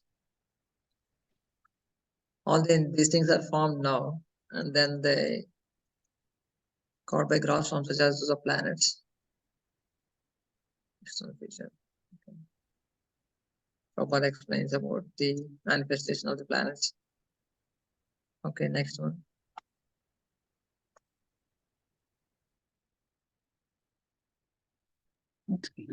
Therefore, beyond the gross manifestation, is a transcendental manifestation finer than the finest form. It has no beginning, no intermediate stage, and no end. Therefore, it is beyond the limits of expression or mental speculation and is distinct from the material conception. Now, till now, all the gross things are formed. Now it's a sukshmatvam, sukshmatamam, atah param sukshmatamam, avyaktam nirvishesham, anadimadyanidhanam, nityam van manasparam. The subtle aspect is now is creating. Of course, Prabhupada, he takes the purport into more of a transcendental aspect. When we are saying subtle, he takes more of a transcendental. But in the next purport, he explains that it is a subtle aspect of the universal form. Because because next verse explains clearly how one should go beyond these gross and subtle forms to understand the Supreme Lord. So therefore, beyond this gross manifestation, Prabhupada translates as a transcendental manifestation, but Sukshmatram is more the subtle body, as we understand the subtle body, the subtle form of the universe, all the living entities. So that is explained here. But Prabhupada explains from the transcendental point of view, taking the subtle aspect as the transcendence. Now we will understand more. Please read.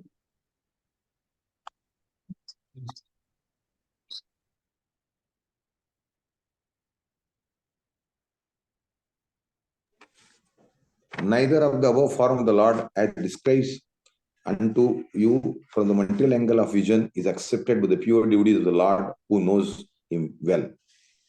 See, neither of the above two forms of the Lord. Above two means the gross and subtle both.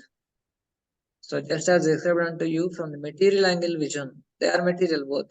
The universal form, the gross universal form and subtle universal form are more of a, from material point of view, they are not transcendental.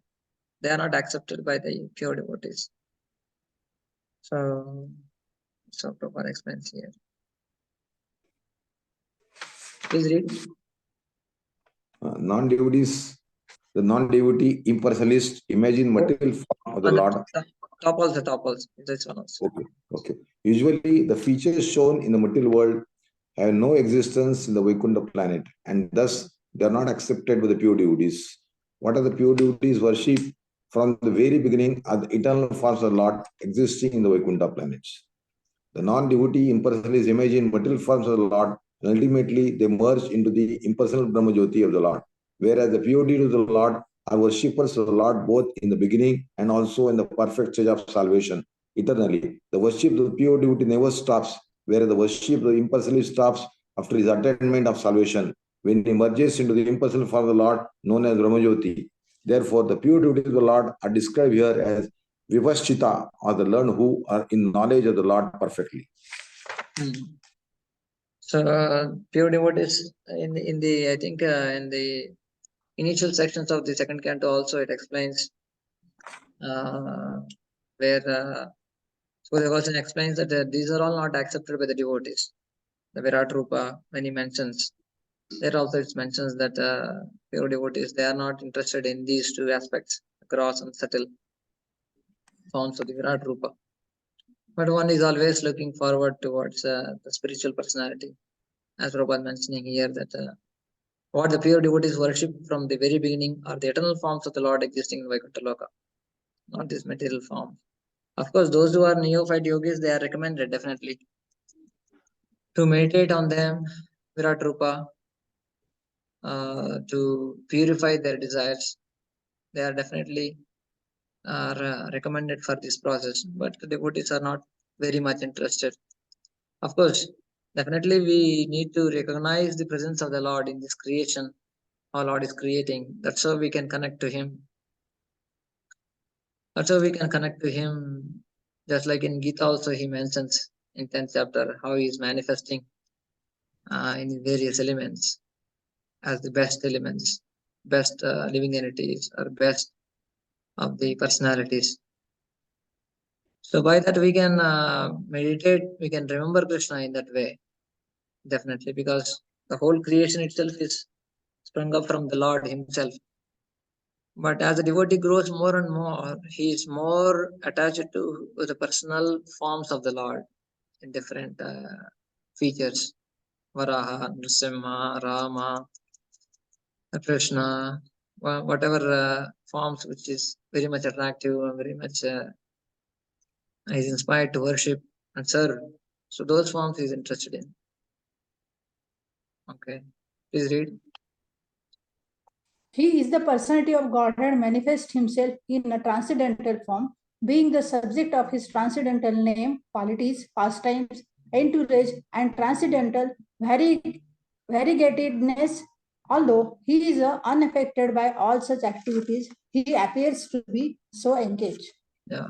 Whenever there is a need of material creation, the transcendental personality of Godhead accepts form in the material world for creation, maintenance, and destructions. One should be intelligent enough to know his activities in truth and not to be biased to conclude that he descends to the material world by accepting a form created by material nature. So whenever there is a need of creation, means that when the living entity is desiring to enjoy, and the time comes, then again he manifests. Though he is not directly involved in, manifests through energies.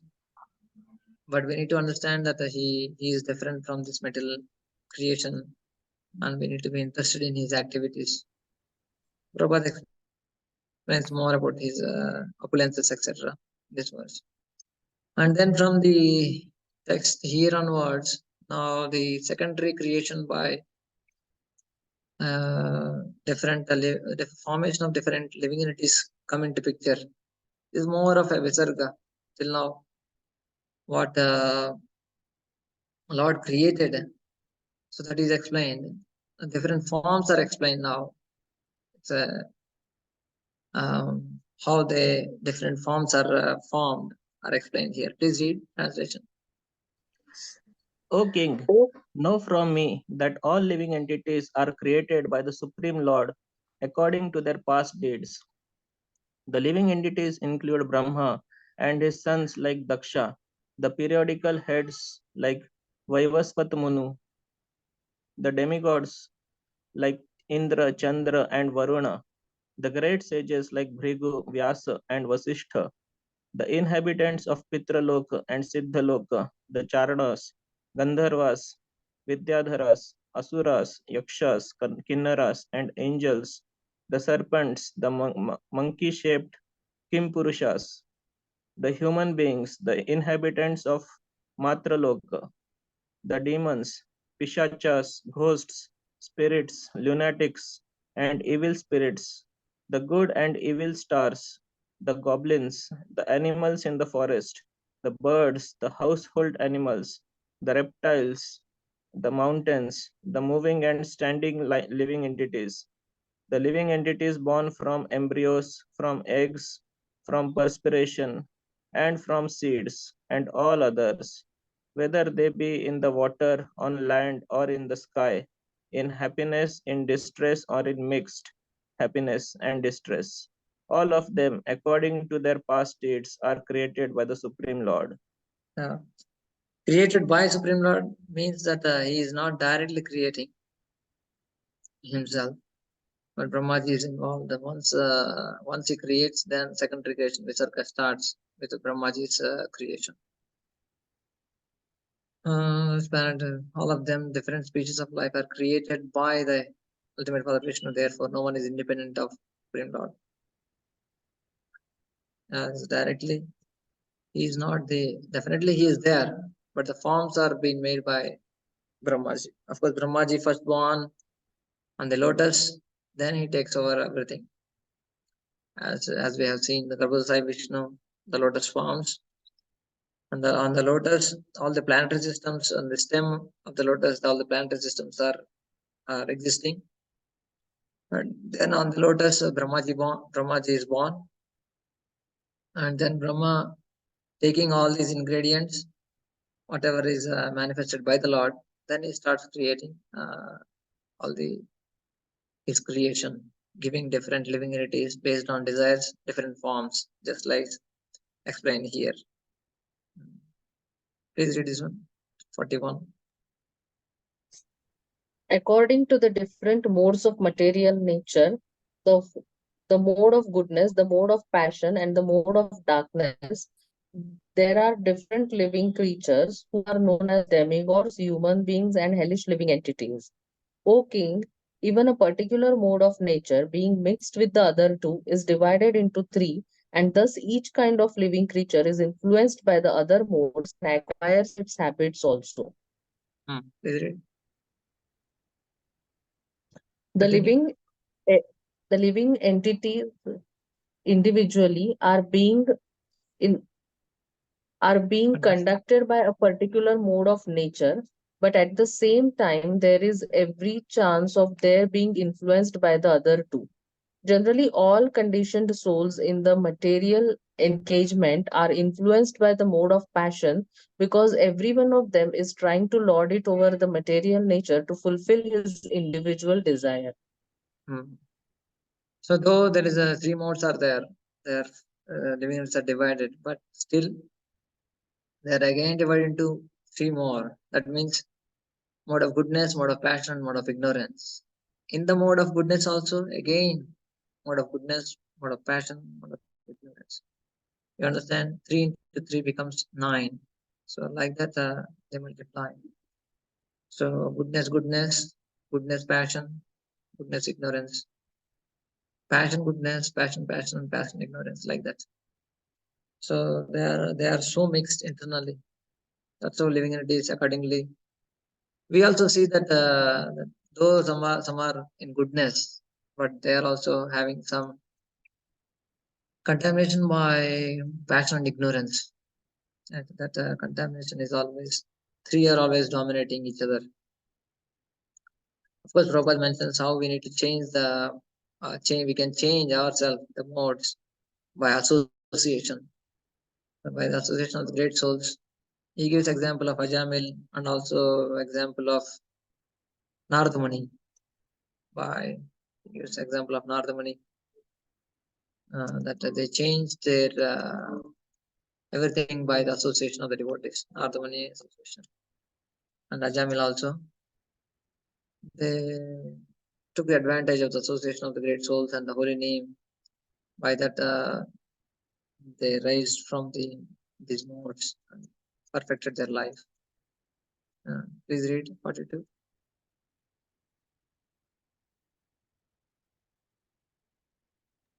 See the personality of Godhead as the maintainer of all in the universe, appears in different incarnations after establishing the creation, and thus he reclaims all kinds of conditioned souls among the humans, the non-humans, and the demigods.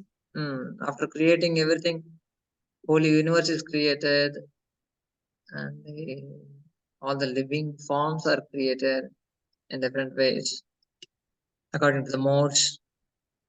And then he is manifesting himself here in this verse, saying that the Supreme Lord incarnates himself in different societies of the living entities to reclaim them from the clutches of illusion. And such activities of the Lord are not limited to only human society. He incarnates himself even as a fish, hog, tree, and many other forms. So Krishna, in the forms, he manifests himself to uplift all living entities. So that's the main point. Okay, please read this one. 43. Therefore, at the end of the millennium, the Lord himself, in the form of Rudra, the destroyer, will annihilate the complete creation as the wind displaces the clouds. Now the created maintenance aspect is explained. How he comes and reclaims the souls by incarnations. Even aspect of annihilation is explained here in the form of Rudra.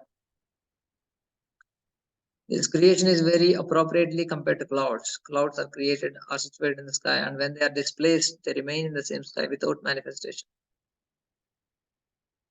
Yeah, so the creation is always temporary. It is created at one point. It came into existence at one point, It is maintained for some time and then it's annihilated. Please read this one. Instead of wasting his energy in matter, which is sure to be destroyed in due course by the supreme will, the conditioned soul should utilize this energy in the devotional service of the Lord, so that he can be transferred to the other eternal nature, where there is no birth, no death, no creation, and no destruction, but permanent life instead, full of knowledge and unlimited bliss. Yeah. The temporary creation is thus exhibited and destroyed just to give information to the conditioned soul who is attached to the temporary things. It is also meant to give him a chance for self-realization and not for sense gratification, which is the prime of all future actors. Temporary creation is exhibited and destroyed just to indicate the conditioned souls, to teach the living entities, to give us all information about how it is so temporary, how we need to get out of this one, and not for sense gratification. It's not for sense gratification, it's only for self-realization. That's the main point. It's definitely in jail. In jail, there will be some facilities will be there. So one should not be attached to the facilities of the jail. Sometimes it may happen that some people who are on a higher status, they are put into a jail, but they are given first class facilities, TVs and first class food and all. Everything is given for them, but that doesn't mean that they should stick to the jail. The same thing is mentioned here. Prabhupada is mentioning that we need to get out of this prison-like material creation. Please read. The great transcendentalists thus describe the activities of the Supreme Personality of Godhead, but the pure devotees deserve to see more glorious things in transcendence beyond these features. The Lord is not only the creator and destroyer of the material manifestations of his different energies. He is more than a single creator and destroyer, for there is his feature of ananda, or his pleasure feature. This pleasure feature of the Lord is understood by the pure devotees only and not by the others. So the devotees are those who are seeking the transcendence of the higher pleasure, ananda feature. They should not be just attached to creation and destruction. Okay, let us go through creation and destruction. Okay, let us die. We will take birth again. That should not be the attitude. That's what Prabhupada is mainly focusing on. We need to develop a great attraction towards Vaikuntha planets and different rasas, which is a greater experience, happiness that we are always longing for, as the soul is always longing for to experience. Okay, text 45.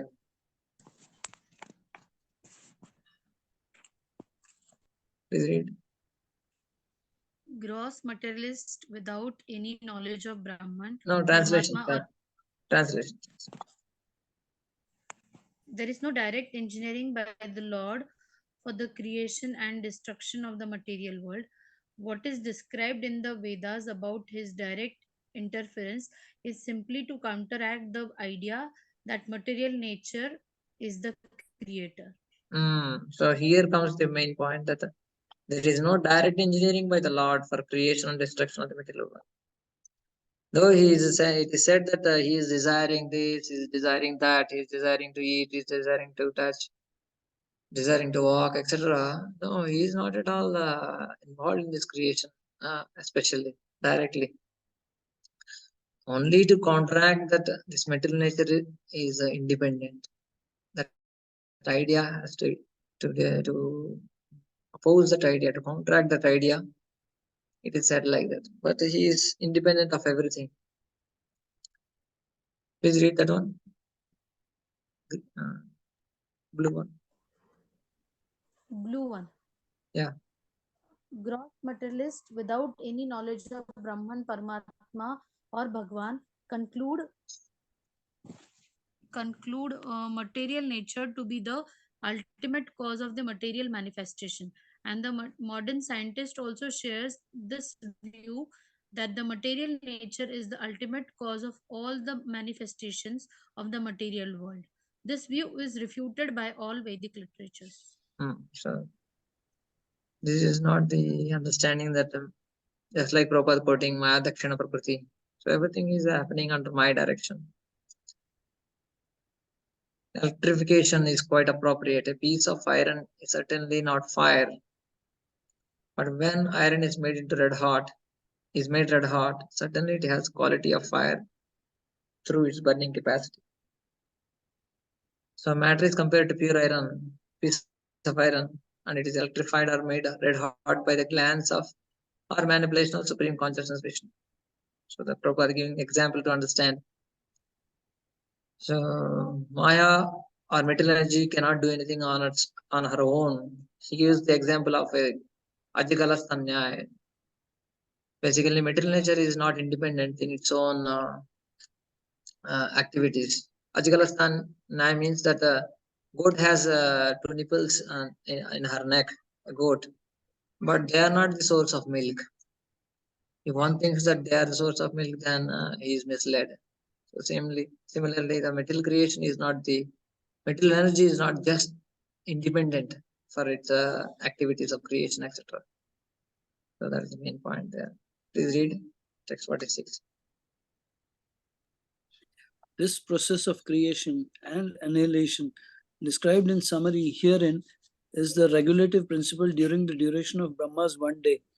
It is also the regulative principle in the creation of Mahat, in which the material nature is dispersed.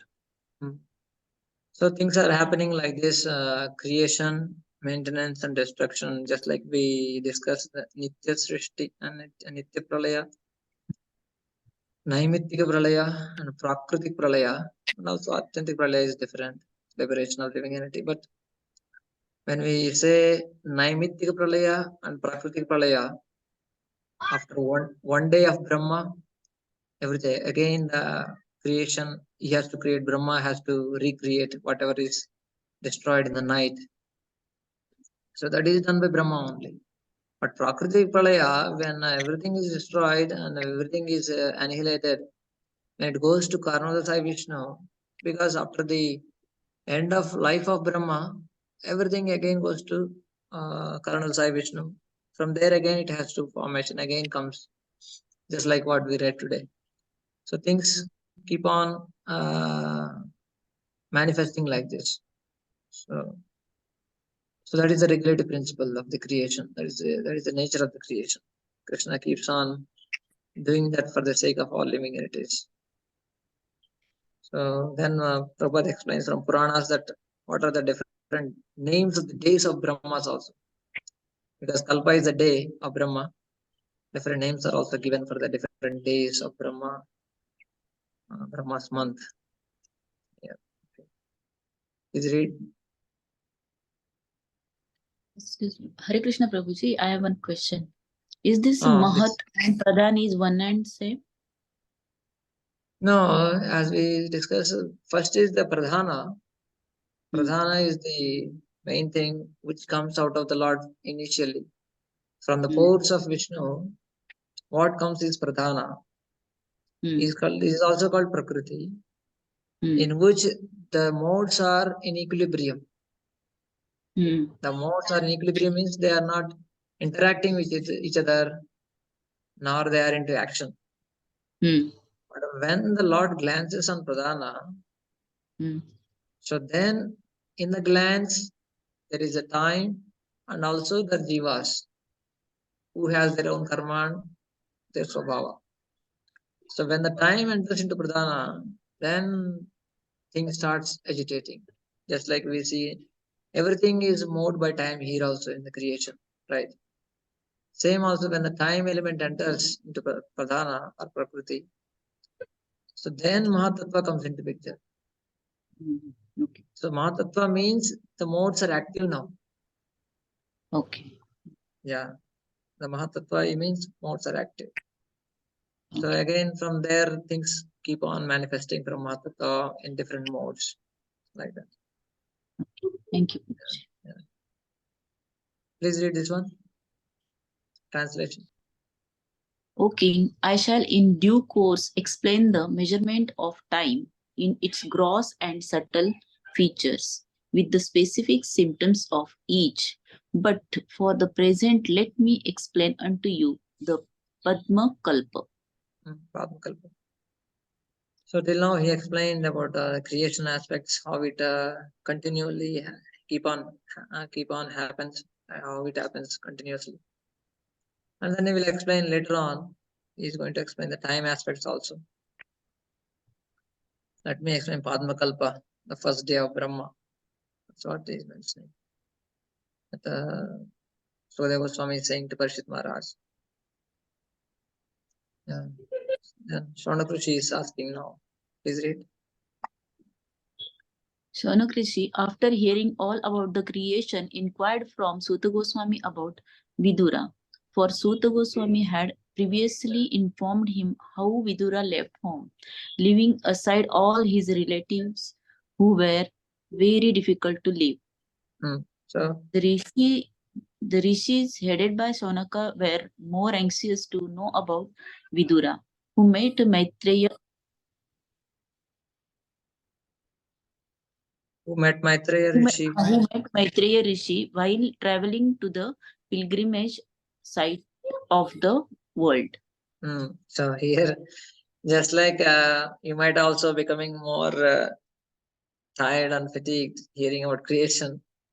So Shonakrishi is also, they felt both away creation ka. They were more anxious to know about the Vidura and Maitreya Samvad, what they discussed. Vidura left that kingdom, the pilgrimage, what happened to him? So that's what Shonakrishi was asking to Suta Goswami. Because Suta Goswami is explaining the conversation of Parikshit Maharaj and Sukadeva Goswami about creation. Different questions are asked and different explanations. So they interrupted here because Sukadeva Goswami. Hare Krishna, mute yourself, please. So Sukadeva Goswami is about to tell about time. So Shonakrishi is interrupted and asked about Vidura and Maitreya Samvad. So that will be explained in the third canto. It starts with. Yeah, please read. Sonakrishi said, "Let us know, please, what topics were discussed between Vidura and Maitreya, who talked on transcendental subjects, and second, what was inquired by the Vidura and replied by Maitreya. Third, also please let us know the reason for Vidura's giving up the connection of his family members and why he again went home. Fourth, please also let us know the activities of Vidura while he was in the place of pilgrimage." Sri Suta Goswami narrating the topics of the creation and destruction of the material world. But it appears that the rishis headed by the Shonaka were more inclined to hear of transcendental subjects which are on a higher level than the physical. So hearing about creation and all quite exhausting and maybe appears to be dry for devotees. So they were asking more about the transcendental activities of the Lord. Now Prabhupada explains more about how the devotee's nature is to hear. They are always interested in the activities of the Lord more than the creation aspects. The last verse we will read and we pause. Please read. Sri Suta Goswami explained, "I shall now explain to you the very subjects explained by the great sage in answer to King Parikshit's inquiries. Please hear them attentively. Any question that is put forward may be answered by quoting the authority, and that satisfy the saner section. That is a system even in the law court. The best lawyer gives evidence from the past judgment of the court without taking much trouble to establish his case. This is called the parampara system, and learned authorities follow it without manufacturing rubbish interpretations." Sorry. Yeah. There was a question by somebody else. So yeah, in the parampara system, we need Prabhupada emphasizing on how we need to be in parampara. The best lawyer gives the evidence from the past judgment of the court without taking much trouble to establish the case. Parampara system is very much emphasized here. We need to hear in parampara. That's how Sutta Goswami is saying that I will explain what Parishit Maharaj answered for that King Parishit Maharaj question. Sukadeva Goswami is answering what Parishit Maharaj asked. Yes. Yes, Prabhuji. A question. Or Prabhuji, last question. Sorry, Prabhuji, always when Prabhupada speaks in his purport that means three modes makes you rightly tell three modes of goodness, three modes of passion and goodness make 9. But you again tell 9 into 9 make 81. So can you explain it how it become 9 1? Is it mixing with the mode or mixing with the 9 means process of bhakti? That Prabhupada explains this till 9 it mixes, but once these three are mixed, 9 to 3 into 3 9. What Prabhupada explains there in the one purport of Srimad Bhagavatam, 9 into 9 process of devotional service. Now 9 became, these 3 became, three modes are there. 3 became again 9 by having again combination of 3 modes, just like I explained. And then this 9 into the 9 process of devotional service becomes 81. That's how Prabhupada explains in one purport, in I think, which canto, I don't remember. Second canto, or that's where. But yeah, as I mentioned that the 9 process of devotional service that we have, Shravanam, Kirtanam, Vishnu Smaranam, is 9 into the modes. Once they become again with the modes, 3 modes, when they again mix up with the 3 modes, they become 9. So 9 into 9, he says 81 different ways of performing devotional service. That's what he mentions in one of the purport. Yeah. Is that okay? I don't remember exactly which purport, but in Bhagavatam only he mentions that one. I may have to search 81. 81.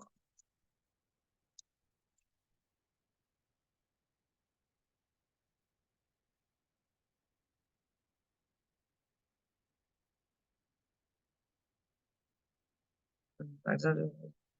81 for it is. Bhakti. I'll just share that.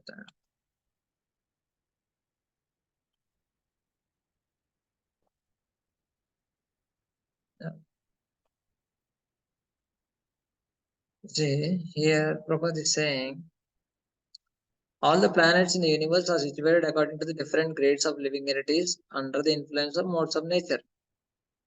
Like Urdham Gachanti Sattvastva, Madhya Tishtanti Rajasa, Adho Gachanti Tamasa. So accordingly, modes, the planetary systems are existing. Now, there are 3 modes of material nature, and when they are mixed with one another, they become 9. Right? 3 into 3, 9. Like, as I explained, mode of goodness has 3 levels. Mode of goodness, again, passion and ignorance. See? When the 9 mixed with, when the 9 are mixed, they become 81, and the 81 are also become mixed. And thus, we ultimately do not know how many delusion increases and increases. This is one explanation. This he explains here that they are keep on increasing more and more, and they become unlimited in terms of their mixtures. Here he explains like that, and here he explains the main point what we are saying. So the devotional service in the modes of ignorance and passion and goodness can be divided into 81 categories. This is explaining in chapter 29 by Kapila section. So there are different devotional activities such as hearing, chanting, remembering, etc. They are 9. So each of them can be divided into 3 qualitative categories. That means passion, ignorance, and goodness. There is hearing in mode of passion, hearing in the mode of ignorance, and hearing in the mode of goodness. Similarly, chanting also. So 3 multiplied by 9 equals to 27. And when again multiplied by 3, it becomes 81. So first he is saying that the 3 into 9, he is purely taking mode of goodness, mode of passion, mode of ignorance. And into 9 means 9 parts of devotional service, 27. And again multiplied by 3 means same again, mode of ignorance, mode of passion, mode of goodness, when they are mixed. Either mix initially or afterwards, Prabhupada explaining in this way that they become 81 ways of devotional service. This is another, only these two are Prabhupada generally explains. These two. Even these are only, I remember, these two only incidents he explains in that way. Hope it is clarifying. Prabhupada mentions in both terms, in both ways he mentions 81 ways in terms of devotional service also, and mainly unlimited ways just by modes only mixing together with each other. They are forming more and more combinations. That also he explains the modes. But yeah, bhakti is always mixed with many modes. Different modes of nature is forming, different varieties of bhakti is forming. Is it okay, bro? Hare Krishna. Yes, Prabhuji, very good. Hare Thank you, Krishna, Prabhuji. Prabhuji, Dhanavad Pranam. Yes. Prabhuji, Prabhupada mentioned these 81, about these 81 in first canto also. In first canto, yeah, the first Yes, reference it sir. came. First reference it came that. Maybe in 6th or 7th chapter. Yeah, around. 7th chapter. Unalloyed devotional service of the Lord progresses in different stages. Practice of devotional service in the material field is of 81 different qualities. And above such activities is the transcendental practice of devotional service is called Shuddha Bhakti, which is one and is called Sadhana Bhakti. Are you able to see the screen, what I am sharing? Yes, Prabhuji, we are able to see. Okay. Yeah, Prabhupada here also mentions 81 different qualities. Yeah, but how it is defined is exclusively is of third canto, 29th chapter, as I showed, 3 into 3 into 9 a process of devotional service. That is the main thing. 81 ways of different devotional services. But in general, also we can explain that okay, the modes keep on mixing together, and they can also form different varieties, unlimited varieties of devotional services can be explained. Mixed devotional services. Pure devotional service is always one. But mixed devotional service, there can be varieties of devotional services based on different modes. Okay, we pause here for today, and I am extremely grateful to all of you for your patient hearing and tolerating my presentations a little bit here and there. So we completed chapter 9 and 10 of this unit. Okay, thank you very much. Hare Krishna, Srila Prabhupada ki jai. Chandra Srimad Bhagavatam ki jai. Jai Jai. We are very grateful to you, Prabhuji. You are explained very nicely. We came to know very nice things, wonderful things. We are very thankful to you. Hare Krishna. Hare Krishna. Thank you so much, Prabhuji. Thank you so much. Hare Thank Bhava. Hare Krishna. Dhanavad Thank you. Pranam, Prabhuji. Hare Bhava. Dandavat. So should I assign to Anuj Bro is there? No. You have announcements? I can stop the meeting otherwise. Yeah, I think. Okay, we'll leave the meeting for all.